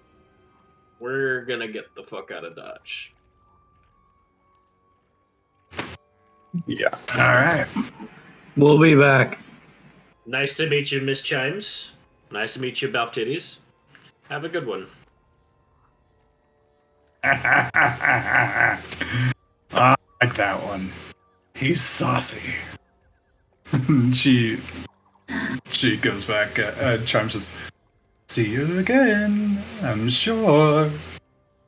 And then Bavlorna goes back and says, "So, Charm, you were saying about my sister."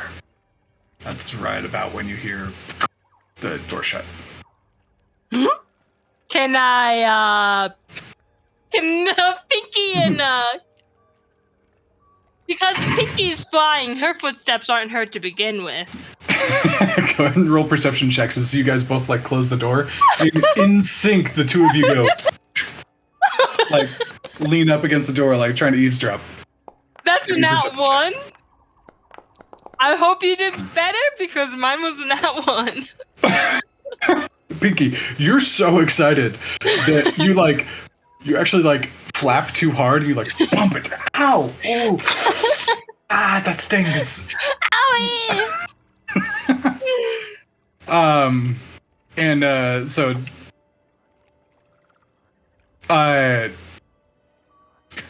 the nat 1 counts as 2 failures in kind of group checks like this. So the door bump and shakes and ow! And you hear Bavlorna, "Get out of here!" I'm going. Hey, shh.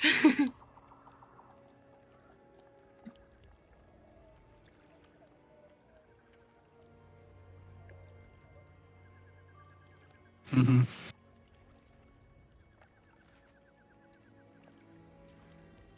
Mm-hmm.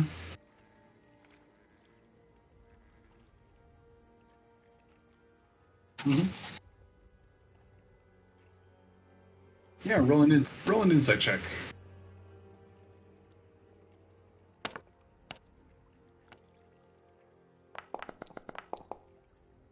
Then I don't know. Looks stoic and polite, and she's got a nice smile that she had on the entire time.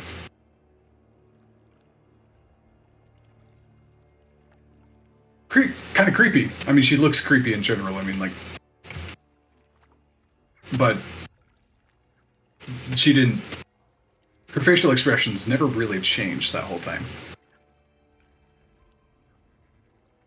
Okay. You guys head back down to the floor below. The little quick, let's get out. Quick moving frog dudes just. I know Pinky's ready to get the hell out of here. Her pink fairy dust is lackluster at best right now. Hold on, was it this room that she was talking about, or was it outside? What are you talking about? Oh, here for the water. Yeah, what do we have to do? She said there was something there was some reason that it wasn't flowing correctly, and she wanted us to clear it. Do you want me to go fly over and check? What was it? This one, or I swear there was a hole outside too, so I wasn't. That's the cylinder going up to this pipe here. Okay. Yeah, it's supposed to be pumping water up into here. It's not pumping for some reason. If somebody wants to give me a light, I can go fly over and look. Yeah, there's enough light from Eli's rock right now, or his stick, that it's just kind of going across. And you can see. Doing anything for her. I'm just damn ass curious. Well, so my question is, what is your idea to get our items back then? Because if she dies, then we lose them. We can't fight her. So I'm just curious as to what the plan would be then. If we don't do these little tasks that they have, then how are we going to ever get our stuff back? We probably have the upper hand right now because I wither shinned her. Did you? Twice. Is that what you were doing?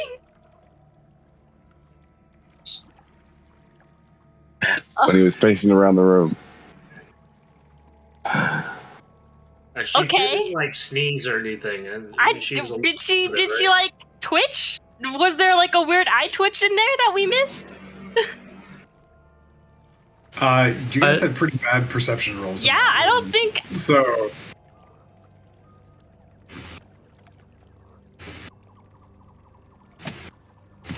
That's right. If you guys don't want to do these tasks, I'm all for it. I really don't mind not getting my stuff back. It's really not that big of a deal to me because, Moots lose though? Right, but other people's things might be more important. So, if we don't work with them, what is the plan then? How do we expect to get our stuff back? Well, we're not. Okay, so I say maybe we check this stuff out. So far, I don't feel like the ask is too much or that I've given up more than she took. So I'm okay cleaning out this pipe, I guess, and picking up dead animals. I've never done this kind of work before. This stuff is very, very mundane things that I think, like, yeah, they're reasonable things to do.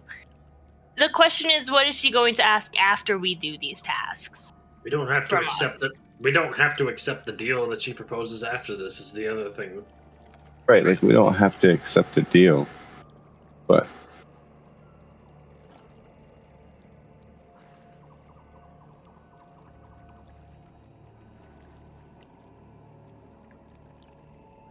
This.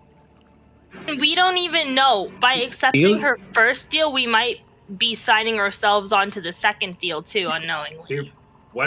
Didn't say this was a deal. Right, she said it wasn't a deal. Earn the right to have a chance at getting our shit back. Right. That's all this is. This isn't. We're not giving up anything. We're not getting anything out of this. So we're just doing manual labor for her. Essentially. We're being little fucking servants to the big bad witch for a chance to get our shit back. Right, so I say we clear this whatever this is out, and then the other thing was the shipment of the stuffed animals in Downfall, and then when we do that, we can look for his head. And, like, maybe Zarius doesn't need his thing back, and I don't know if I need the book either. I mean, it was more than a book, but there's a book. But like, it would be nice to get those things back for you. Yeah, and we agreed that we're getting our stuff back. That's like, you know, I just went to the carnival to have some fun, and then this just went crazy. But we kind of agreed to just help each other out. And that's, I kind of think, what we're good at. Because maybe we're going to find out. All right. So I'll fly over and check this real quick.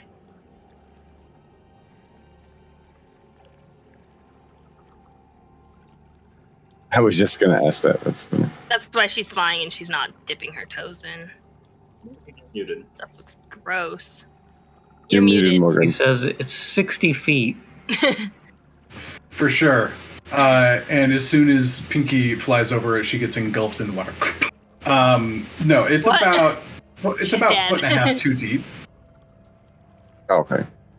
But the walls look like they're like about 5 to 6 feet worth of depth, and so it's not as full as the water level and the grime on the walls would suggest.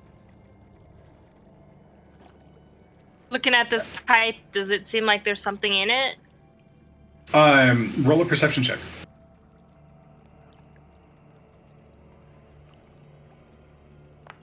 Cool, we're doing really great. Could use a little bit of I'm just gonna roll an extra 1d6 based on my psionic die pool. All right, so Pinky, you look down. That's be an 8. An 8, nice. Okay, so I don't think I see much. You're looking in and like trying to focus. The water does have like a little bit of movement in it, just like from the creaking and rocking of the house and whatnot.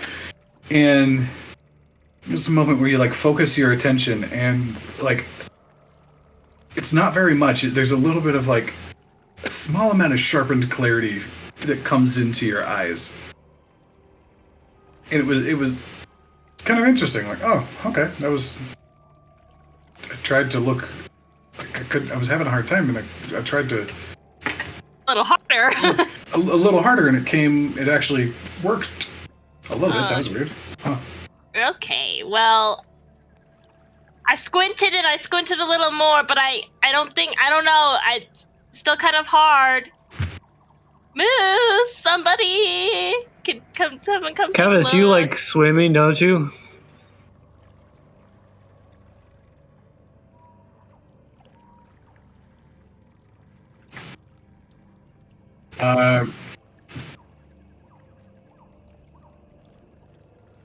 Oh, well, Zarius is splashing right in. Yeah. I forgot. Zarius and Kevis, as you enter into the water, there's a little bit of a it smells bad. I mean, you guys are getting kind of used to swampy muck nest water, right? This place, there's a little bit of a little bit of a tinge, like a slight chemically smell to this bit, and the water tingles slightly. Oh, that's like good. See it's like, oh, okay, that's kind of a strange sensation.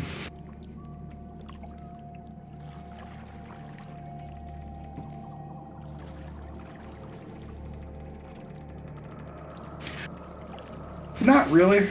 It's mostly just tingly. Yeah, it's just tingly. A little bit like, you know, your arm went slightly asleep.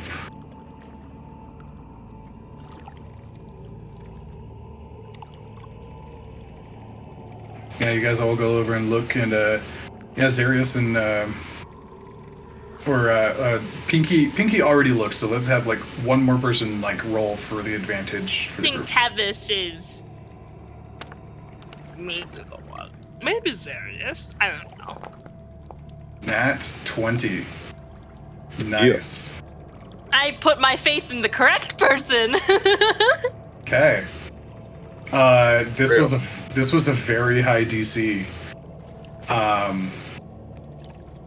Kevis, you notice the way that the water is moving. And sorry, hold on, let me double check on something here.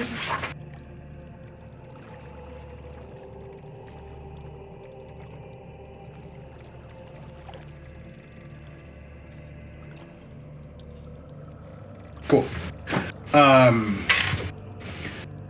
Kevis, with your study of creatures and whatnot, and a natural 20, your elf eye is just being incredibly sharp. You see the flow of water, and you know, as you guys are kind of shifting around, and you are so hyper focused, like with this like crazy space that you're in, you're high alert. You know, kind of pays off. You notice that like 10 feet down, the water is still kind of like moving. You see like little particulates of like muck and like an occasional like dead fish or something like floating around. But beneath 10 feet there is absolutely no movement. It's like there's this line that's there, and like all like the only like flow is 10 feet and above.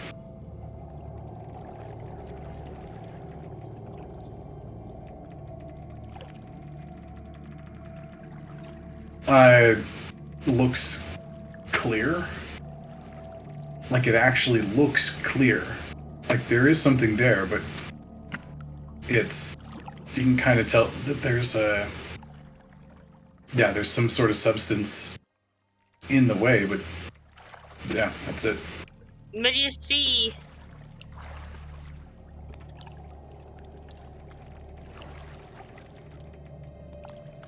So from the top of the cylinder where the water comes out of, 10 feet down is water, and then you see clearness after that.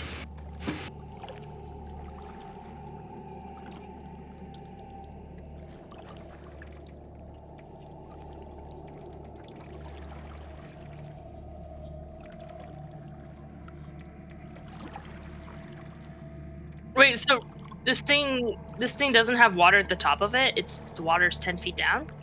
No, it does, but like there's only, so this cylinder, you guys are like 35, 40 feet up or whatever. Mm-hmm. You expect there to be water the whole way down, but really it's only like water in the top 10 feet of this, and then whatever is happening. And beneath that, it's clear, so it's kind of like when you look at like something that's separated, right? There's one on top of it and then one below it. How so big like is this there's 10 cylinder? feet of water, and then underneath it, it's something clear. It's about 10 feet wide. Okay, so it's a person-sized cylinder, like... Yeah. Someone could go through this cylinder.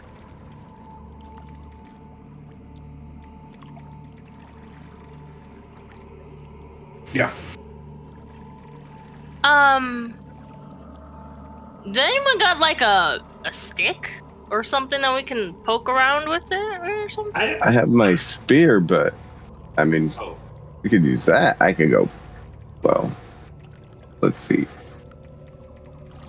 We can poke it. Yeah. Okay. Somebody poke their stick in here. Give it a little swirl or something. I think that the stick is long enough. With Moose's like arm length, so Moose's arm length plus the stick, that would be like 11 or 12 feet long. See you. Good. I'll do it. Okay. Stick your arm in that. Do you want the stick or do you want my new spear? Let me do the spear. I want to poke it with something. Okay, I will give him the spear. Oh. Fuck it. Okay. So Moose, you Zarius, you hand over the spear. Moose, are you like trying to? Are you just like probing, or is it like a jab? No, I'm just probing, I guess, to start with. See if it touches anything. Is there like resistance? This is what I want to know, Moose. If there's resistance here.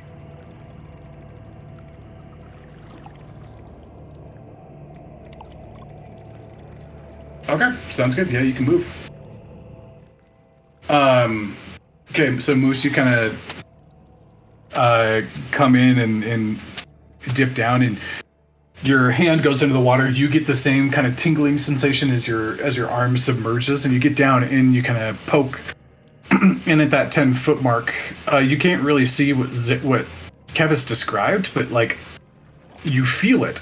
And that has like an elasticity to it. Like there's like something repulsing it, and it starts to, and it kind of pushes back and it quivers, and the water inside of the cylinder begins to like rise up. It's like,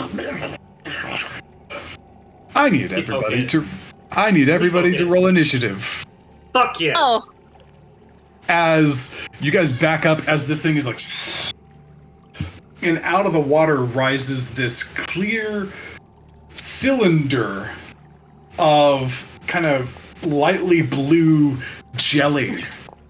The gelatinous cylinder. It is a gelatinous cylinder that Yes.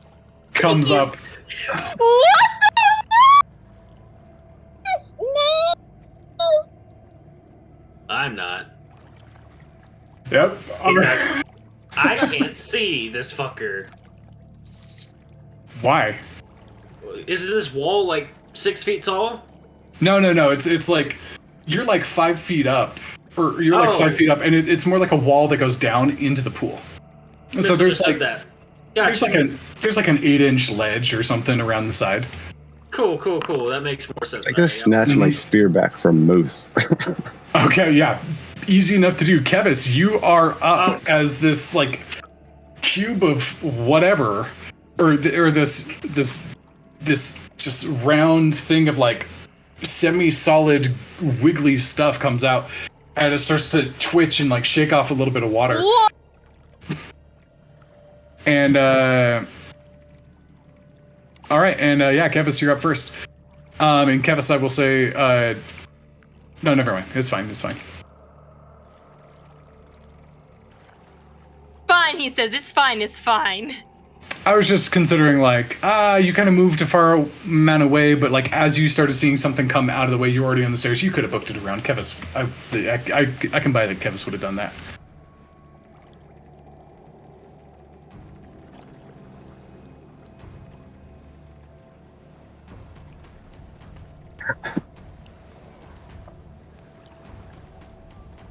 Okay.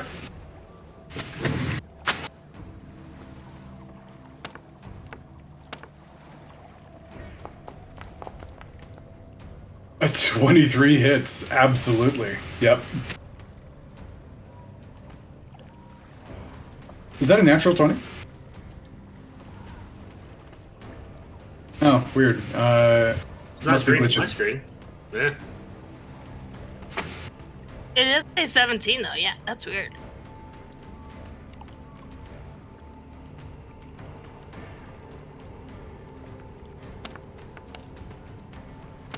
Yeah, roll damage.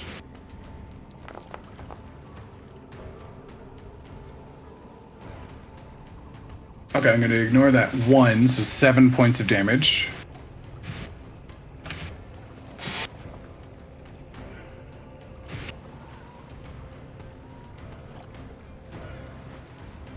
Okay. Go ahead and roll. What is the dreadful strike?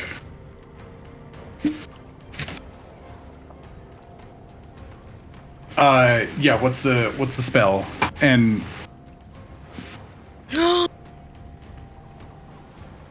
and his class is revealed. Yep. okay.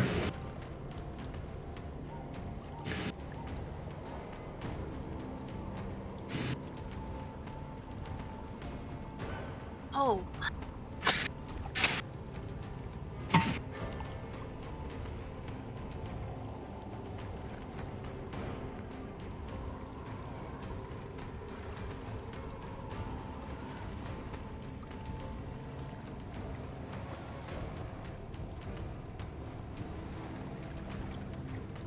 Mm-hmm. And the arrow goes through and kind of like sinks in and stops part way like a ballistic gel, and it's kind of pulses and there's a little bit of a shiver, so like and it goes and splashing and sloshing around in the room. Okay, Pinky, your turn. Gonna fly my full movement all the way up to. Okay, and because you are 10 feet up, you are, well, actually, because of this thing's size, it comes up and it's almost touching the ceiling. So you're still in its melee range. Oh, okay. I didn't realize this thing was so big. Yeah, it's a large creature, so it's essentially a 10 by 10. To pretty much bonus action disengage from this. Okay. Flying my because these walls are only. Yeah, it's like 5 feet up. You're fine. Yeah, can you move me there? Because there's like quote unquote a wall. Oh yeah, that's right. Because I'm already 10 feet. It would. Yeah. I just. Cool. Yeah, and by the way, 10 feet is about like this. Like you've only got like a few inches before your head's like hitting the ceiling at 10 feet. Okay. Well, I will be fine with my head hitting the ceiling. And then I'm gonna pull out my bow and take a shot. Okay. Go ahead and pull out that bow, take that shot. The heck? 18. Hit it. 18, okay, 18 will hit. Go ahead and roll your strike.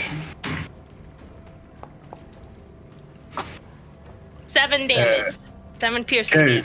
7 piercing, and Moose is technically still within 5 feet of its space. So you do get... actually, that's a good point.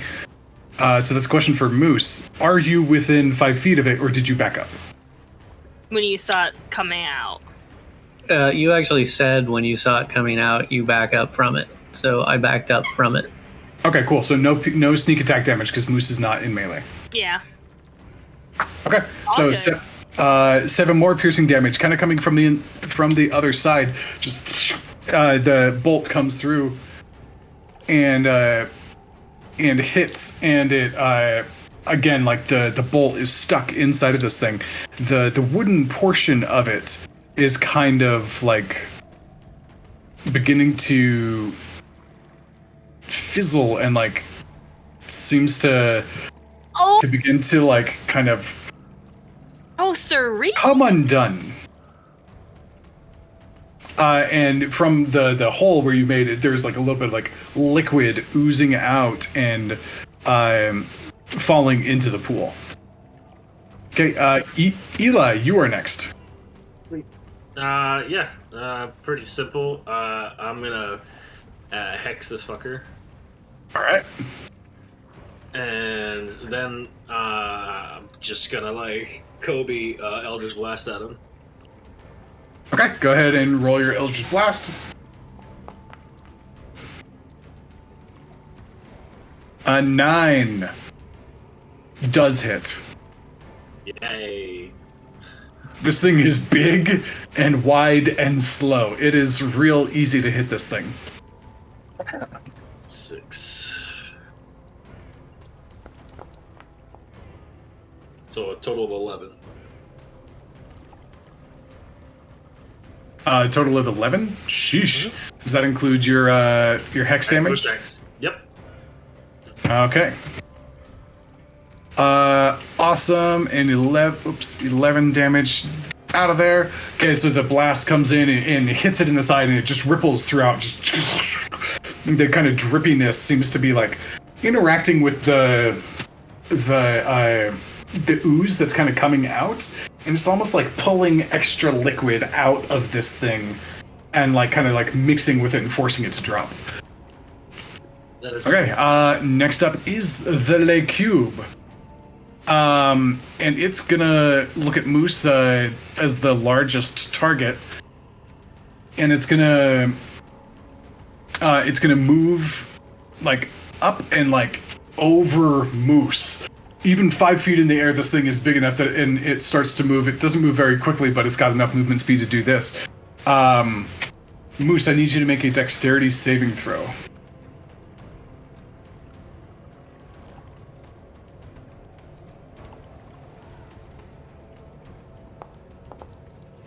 Six.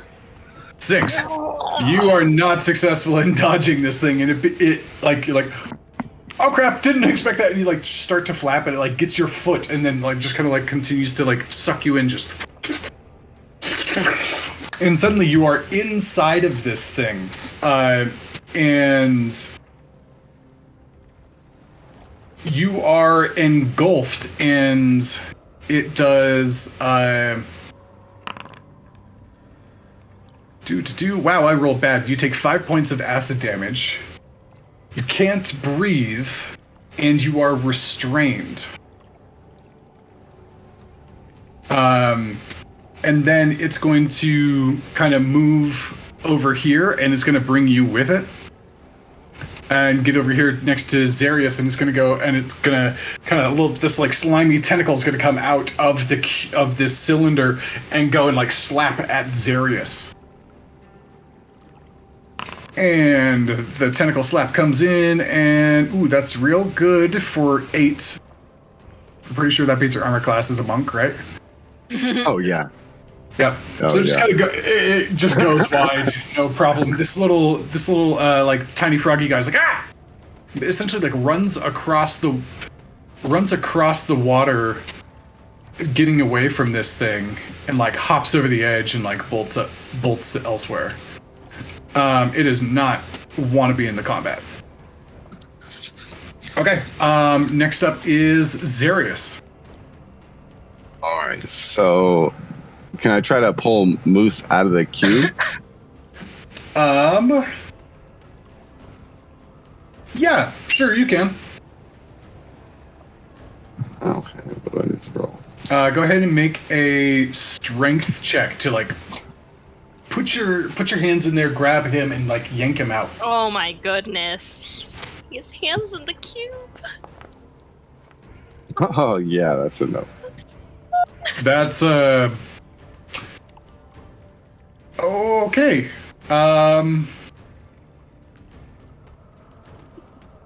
What? Okay, that roll was terrible. You reach your hands in, and it just kind of reacts, and Zarius is in the cylinder too. Oh my goodness. What, it sucked me in? It sucked you in because you purposely like entered its space and then rolled so badly that that's part of it. It has an engulf ability. Whenever a creature enters its space, it like draws them in. If your roll was high enough, that wouldn't have happened. But okay, gotcha. So all that acid damage that I didn't give to Moose, I gave to you. That's 12 damage to you. Alrighty. Yep. So Moose, it is now your turn, and you're in the cube. At the beginning of this, wait, hold on. We just gonna. Oh nope. Never mind. There's nothing happening to you right now. It is just your turn. Oh. Can I angelic step out of this? Oh. As you can't breathe, so if it has verbal components, no. Otherwise, you should be able to. It is entirely verbal component. Okay, yeah. So so as you try to speak, like there's nothing there. Can you use your meta magic to do the non-verbal stuff? A subtle spell? Yeah, subtle spell. I don't have that kind of meta magic right now. Okay. That sucks because I know you and I talked about it too. Yeah.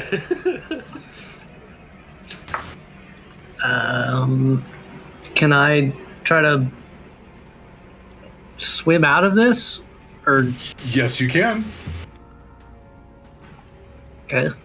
Is that a strength check again? Yeah, that is a strength check. You are just trying to break free from the grasp that this thing has on you. Gosh, this is horrifying. Real. What, didn't you always want to die by Jello?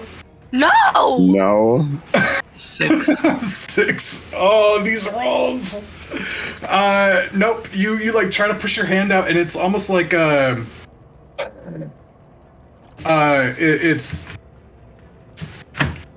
it's like trying to push your hand through like a plastic bag almost. Like you kind of like stretch out, and then you feel like you don't even know how this thing moves, but you feel it's like kind of this sensation of like getting pulled back in, and you are stuck there. You still have your bonus action if you want to do anything, but that was your action to make that attempt.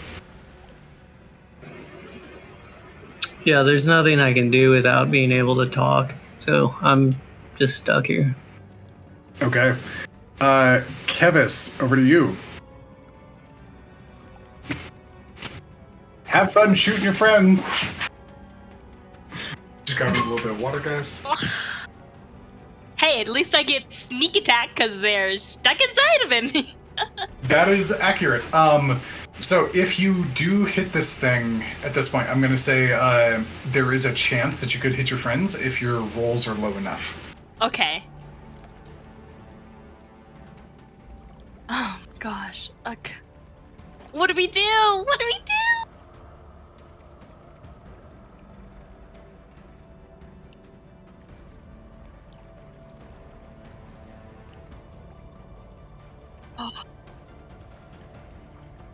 Oh my gosh, I think...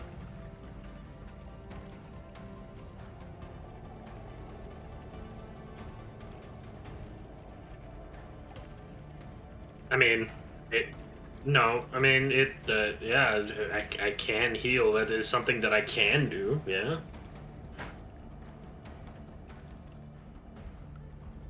Okay, go ahead and roll the strike. I'm going to freak out. Okay. Ouch.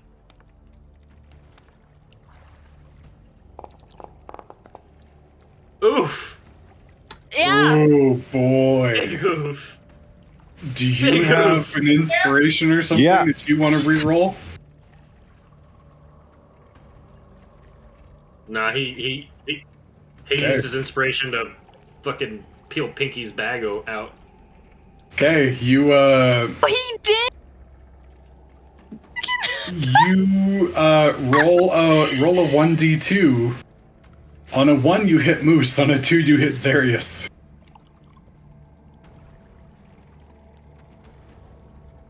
A 1d2. So inside of a coin flip. Yeah, do a coin flip. I don't know if there's a thing for that, but you can literally do like /R 1 space 1d2 and hit enter, and it'll roll one. It'll roll for you. On the left, on the simple dice roller, there's also a D2. Yeah, that works. Oh, there you go. A 1. Okay, so you hit Moose. Roll your strike, or roll your damage for your longbow. Oof. Ignoring the critical, because I don't know what that's about. So,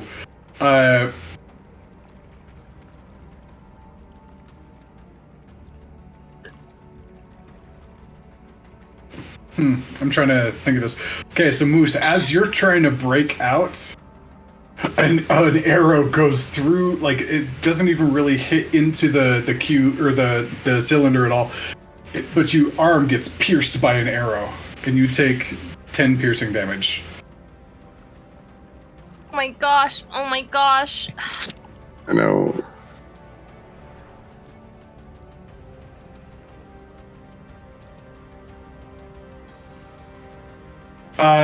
Right. That doesn't count on your favorite foe is the target that you lock onto. The fact that you hit somebody else doesn't apply the damage. Link the description. So you use favorite foe to make them your favorite foe. I don't believe you use as a charge. Yeah. Yeah.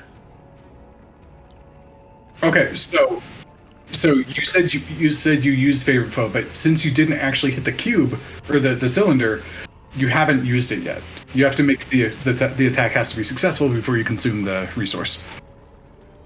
Yep. Okay. Now we're over to Pinky. Can't just. Oh, you can't just like.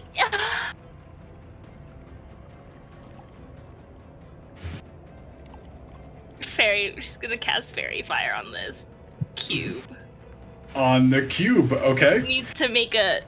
I think because they're inside of it, they'd also be making dex saves, but. I think you can make DC 13 dex save, or. Well, I rolled a 15 and wound up with an 11, so I fail.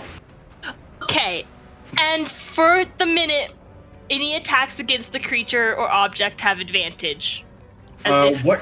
What color is it? If the attacker can see it. It is glowing an odd lilac color. Ooh, lilac. Let me see if I can grab some lilac. Ooh, that's pretty good. It's purple. I like purple. Because it's, slightly pink magic, but this thing is weird. Yeah, and this is kind of an interesting thing. I'm gonna say that Moose and Zarius are not glowing. Oh. Because they're completely encased.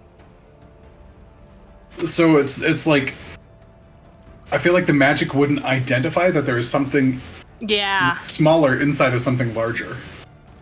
I would like to clarify this picture real quick. There is a gelatinous, moldy thing that is now covered in black sludge from my hex, and then glowing purple from fairy fire.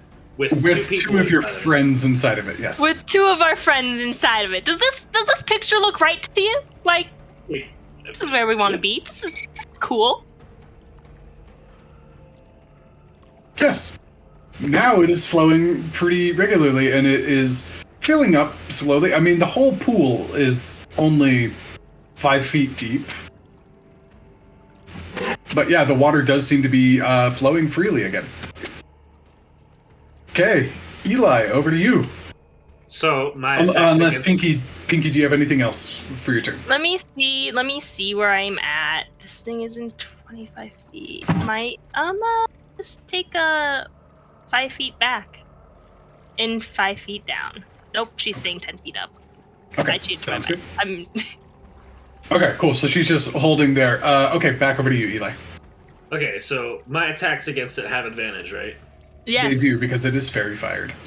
This might be the first time this works. I'm gonna cast Guiding Bolt. Wait,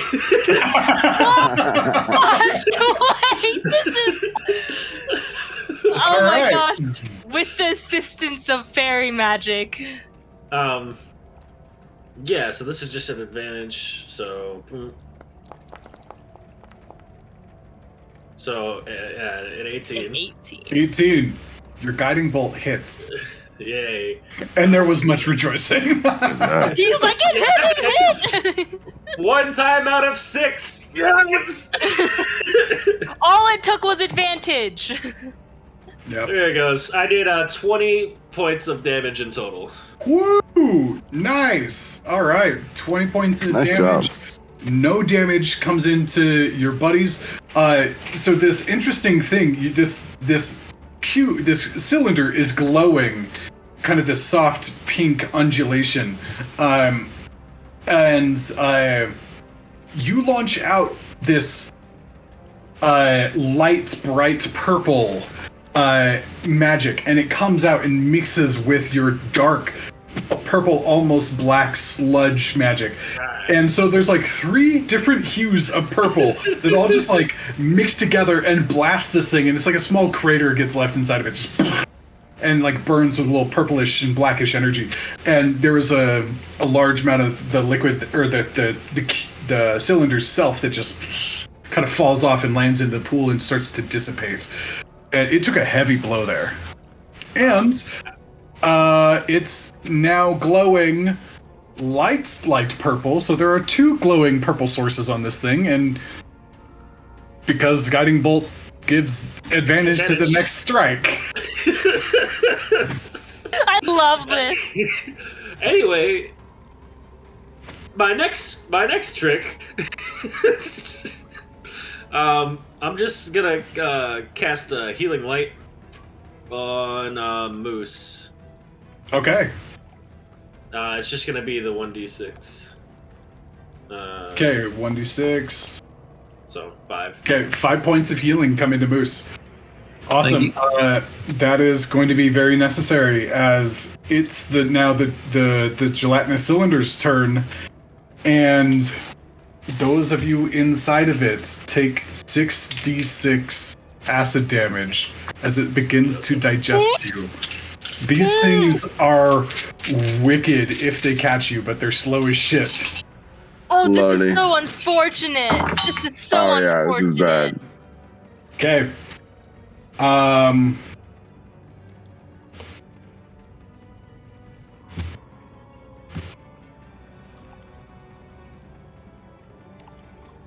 rolled like ass. On 66, Good.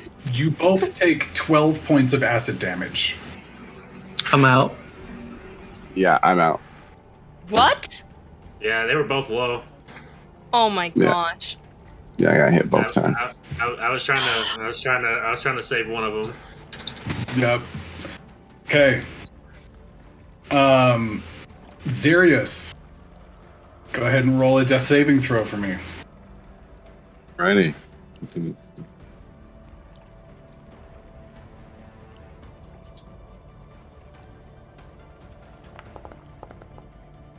Oh no!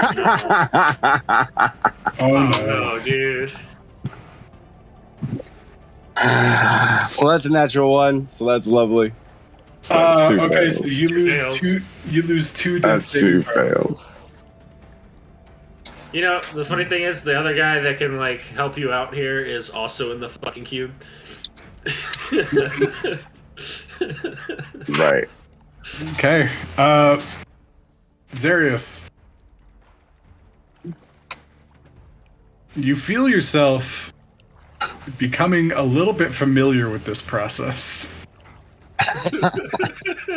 And there's a part of you that really wants to understand it a little bit better. And so you go it's deeper, Why? No! Oh. trying to ride that edge. Oh, unbelievable. This is bad. Okay. Moose, please roll a death saving throw. Please, better than 16. Hey. Okay. Oh, go. my gosh. Yep. You're sturdy, keeping strong. Kevis, your turn, and you see both of your friends stop moving, stop struggling.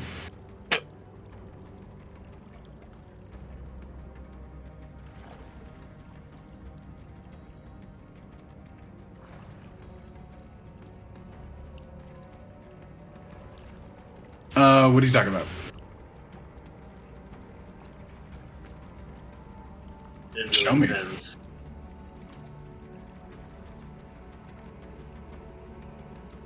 Oh yeah, that's basically like you have a condition of you can use that. It doesn't take an action or a bonus action. It just happens if you've met the condition and you want it. It's a concentration spell as well.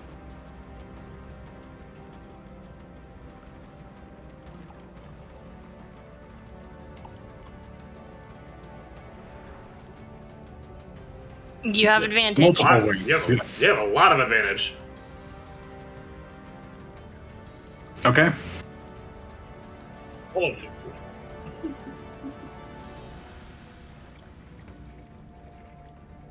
on. Fuck. Damn. Oh my gosh. Okay, 23 will hit.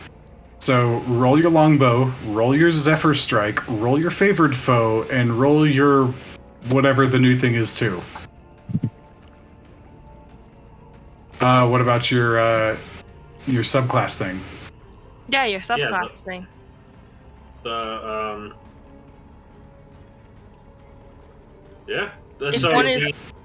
I believe your subclass one. It's just whenever you deal damage. It's just whenever you deal damage, you can do it.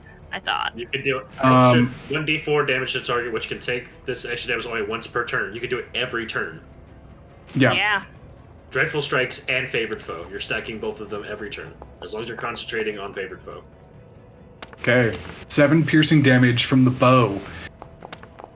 3 more piercing damage from psychic damage. Favored foe, 4 more piercing damage, and 3 more. So a mix of damage types here. There's a lot. 17 damage total, though. Yeah. 17 damage total. All right. So this bow goes into kind of the bottom right corner and just kind of like concusses from the thunder damage and ripples out, and there's a little bit of like a greenish purplish energy that ripples through it and like shakes it based on the like for whatever mind this has. You attack that too, and it takes a big blow. Still standing, looking decently rough.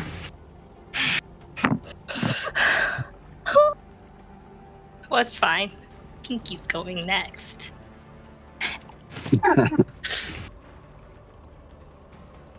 Okay. What about your bonus action or anything else there? Oh. Yeah. I forget that takes a cast time. Yeah, right. Are you moving at all or anything?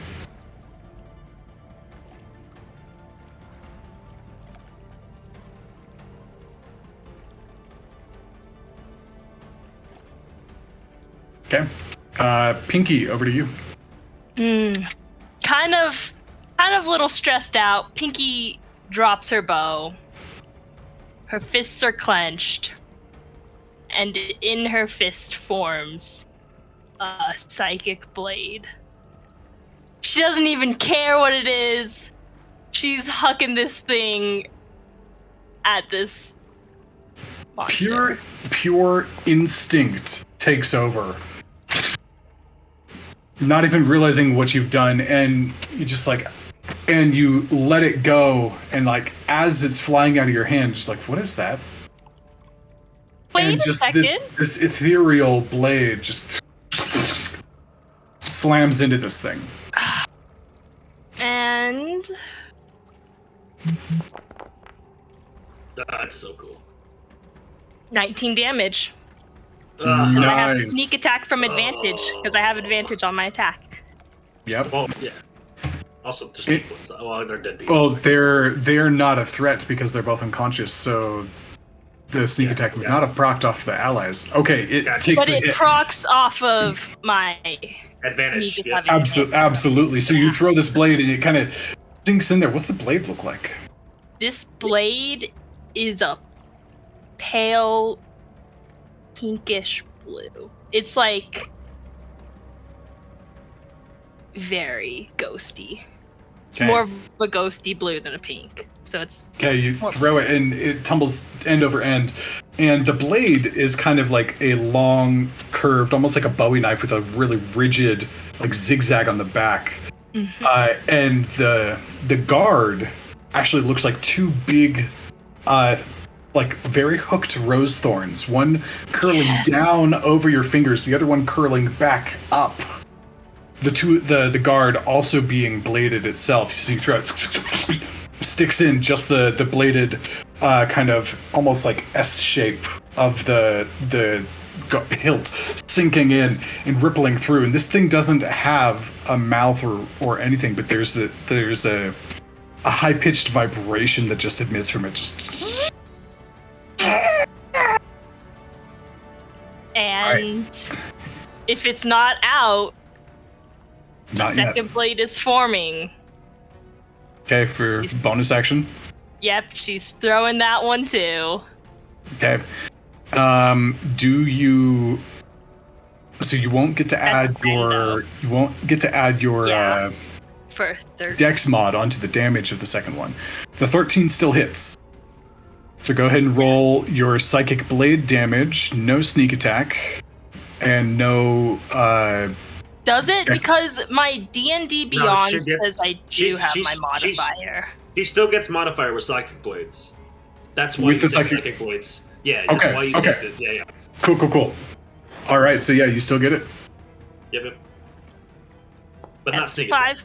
Not sneak attack. That's 5 more damage. Okay, 5 more damage. This thing looks in a rough way. It's like barely holding together. There's a portion of like Zarius and Moose's like limbs that are like starting to like poke out of this thing as it like just begins to lose more and more of itself. But what's inside is still being digested.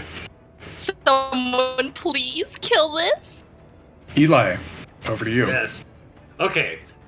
Can I tell? And this is a hard ask, so can I tell that one of the other is in worse condition in between Moose and Zarius? So in the space around them, the like pieces of their clothing and like blood and like their skin is like kind of dissolving and like floating in the liquid before just like completely disappearing. Zarius is going at a faster rate. He has more of a cloud around him than Moose does. Okay. All right. Well, the first thing I'm gonna do is I'm gonna throw an Eldritch Blast at this thing. Okay, go ahead and roll it, and add advantage, of course. Yep. Okay. Okay, 13 and 13. 16. Go ahead and roll that damage plus your hex damage. So that's a 7 total. Okay, 7. Okay, you blast it, and like it is barely hanging on.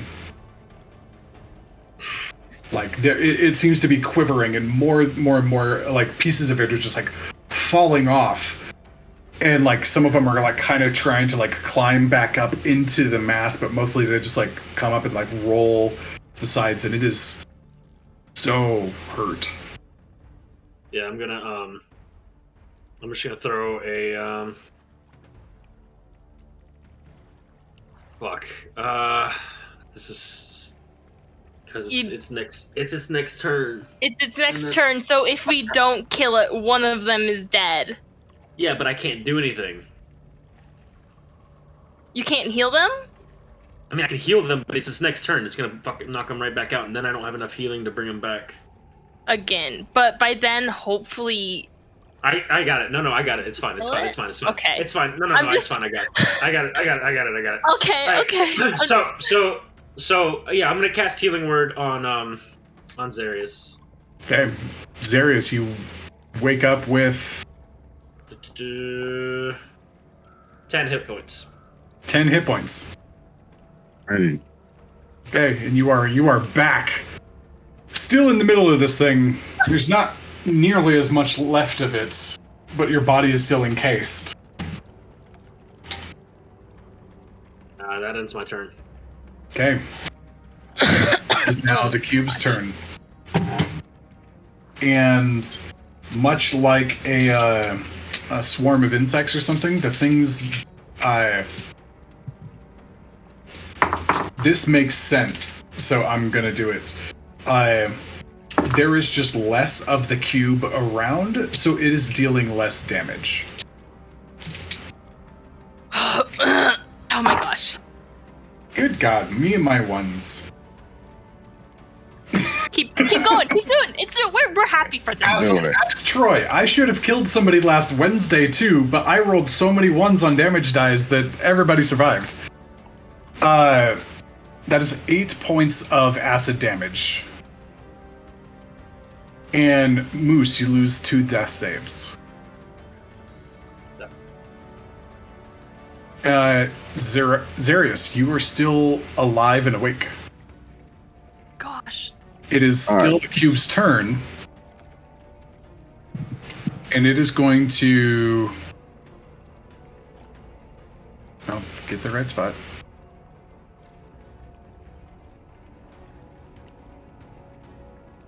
Okay. All of this is moving right over here, and it can't move far enough to engulf Eli, but it will take a pseudopod attack at it as the tentacle comes out, lashing forward. That's a 14. Yeah, okay, that's fine. It doesn't hit me.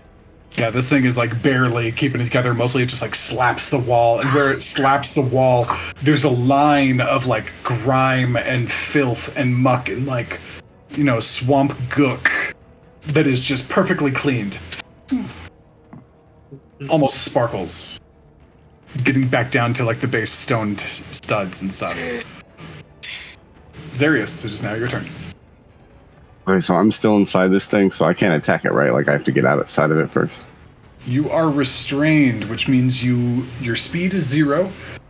Attack rolls against you have advantage. Attack rolls from you have disadvantage. And you have disadvantage on dexterity saving throws. But because of the fairy fire, doesn't it just have advantage, so doesn't it just make it a regular roll? It would be a regular roll. Alright, then I'm gonna take this spear and I'm gonna stab him. I'm gonna stab it straight down into it. Okay, roll a single attack. So bad. Come on. Oh my god. Oh. No. Wow. No. Oh.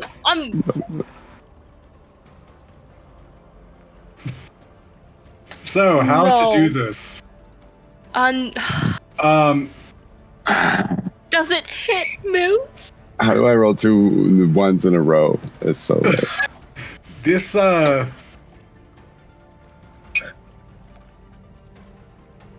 So my rule of thumb is that a natural 1 is actually like worse than just like the number 1.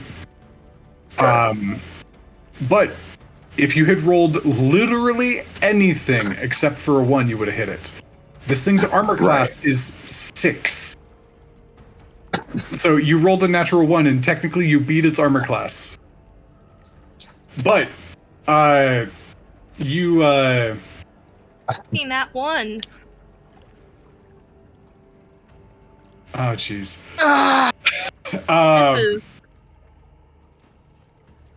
is how we go? This is how it happens? You're like in such a like weird dazed state. You grab your spear and you like try to like pull it out, and like there's a little bit of like this viscous acidic slime on your hand, and your spear flies out of your hand. Boink! Lands straight into the tube and begins to sink.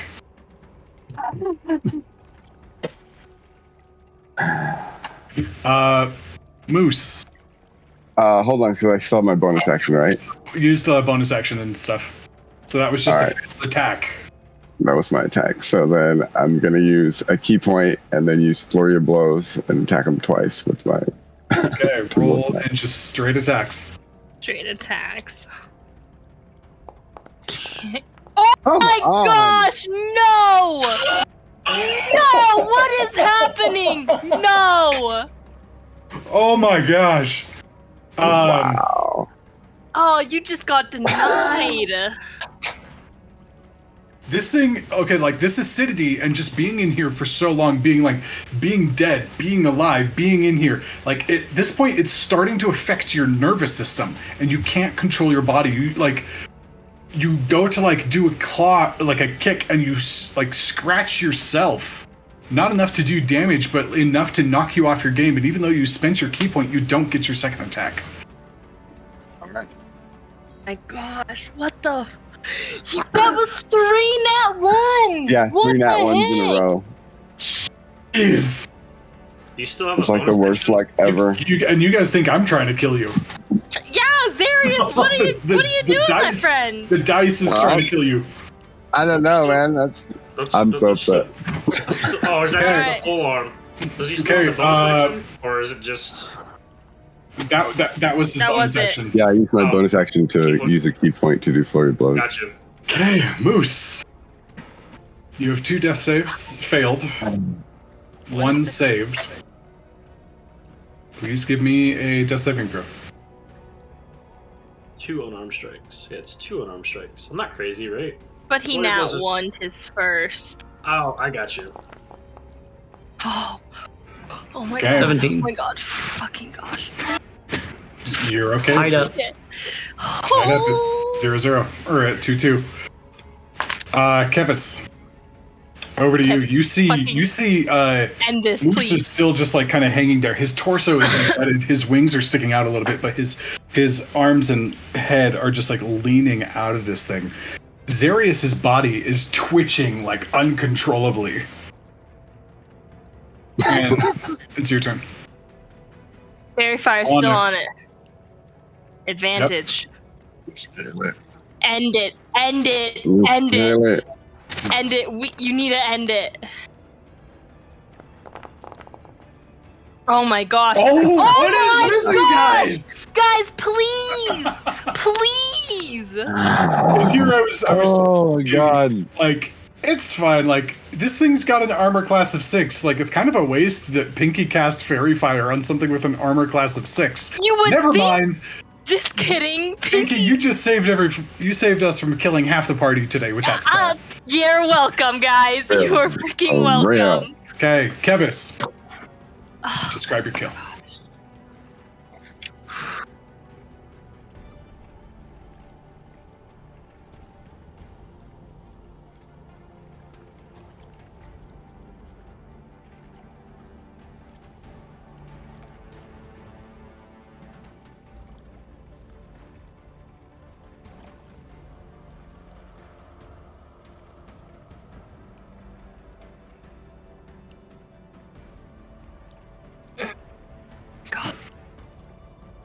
The cube is kind of like this awkward shape where it's like holding Zarius in the bottom and the cylinder is holding Zarius in the bottom and Moose in the top, and there's kind of like this central point. The arrow goes right through with such force, like kind of concusses it, and Moose falls into the water. Zarius falls over and it splits in half and just begins to dissipate into the water surrounding. Pinky, you're kind of staring that way, and your passive perception is so stinking high. You look over at Kevis, and there's this like green energy flowing off of him, and you see his eyes have this like bright green siding to them, with a little bit of black leaking into the center. Like a portion of his eyes is starting to leak black ink with a little rim of green. Oh. Nice. And then he blinks a couple of times and it's back to normal. Well, I'm glad I'm not the only one who's like Kevis isn't the only one who's got an eye out for people, you know? Yeah. And you see, as you're like staring at him and he kind of blinks, that green energy that you just saw on his antlers.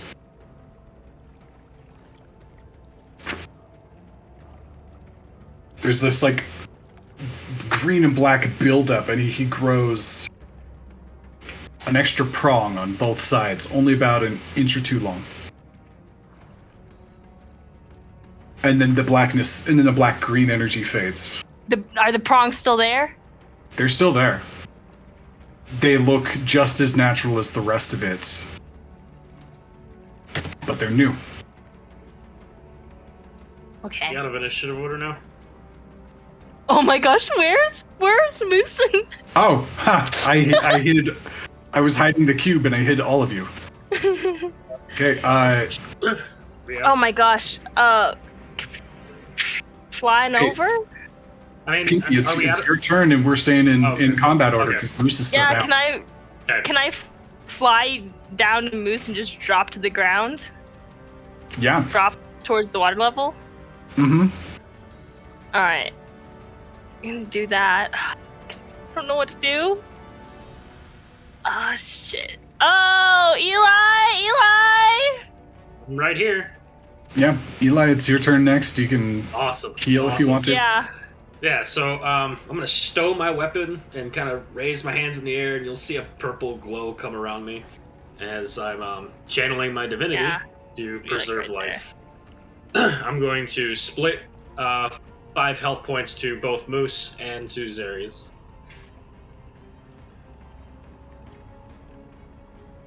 Okay. So you both get 5 health points back. Moose, you return after feeling something interesting about this time. After what you experienced with Zarius and bringing him back, and you being brought back in this method, there's a little bit of understanding, like you were teetering on the side of 2 different worlds. One dark, one light. Almost like something was... And there was a pull from both of you, or from both sides, trying to get you to tip one way or the other. Like there was a decision to be made, and you don't remember agreeing to make the decision at all. But you know that it's there and it needs to be made. You are brought back, you are face up in the water, and your entire body is on fire. Oh, how do his wings look? Hope there's not holes in those. Thin. That's hard. They look thin, and the membrane is certainly not nearly as tough looking as it usually is. Oh god. Moose? You alive? Oh, that sucked. Yep. I see. Darius! Don't Are let you everybody- okay? I told you I'm unkillable. What? I just keep coming back. And I'd like to run over to this pool right here and grab my spear before it sinks out of sight. It is out of sight. Ah, god damn it. So when I look down, I can't see it at all? You can see it. Well, okay, I guess it's not. You can see it, but it's like 20, 30 feet down. Disappearing further and further. Ooh. Alright. And that's where we will gone. wrap for today. Freaking Christ. 3 nat ones! 3 nat ones! The dice hate me.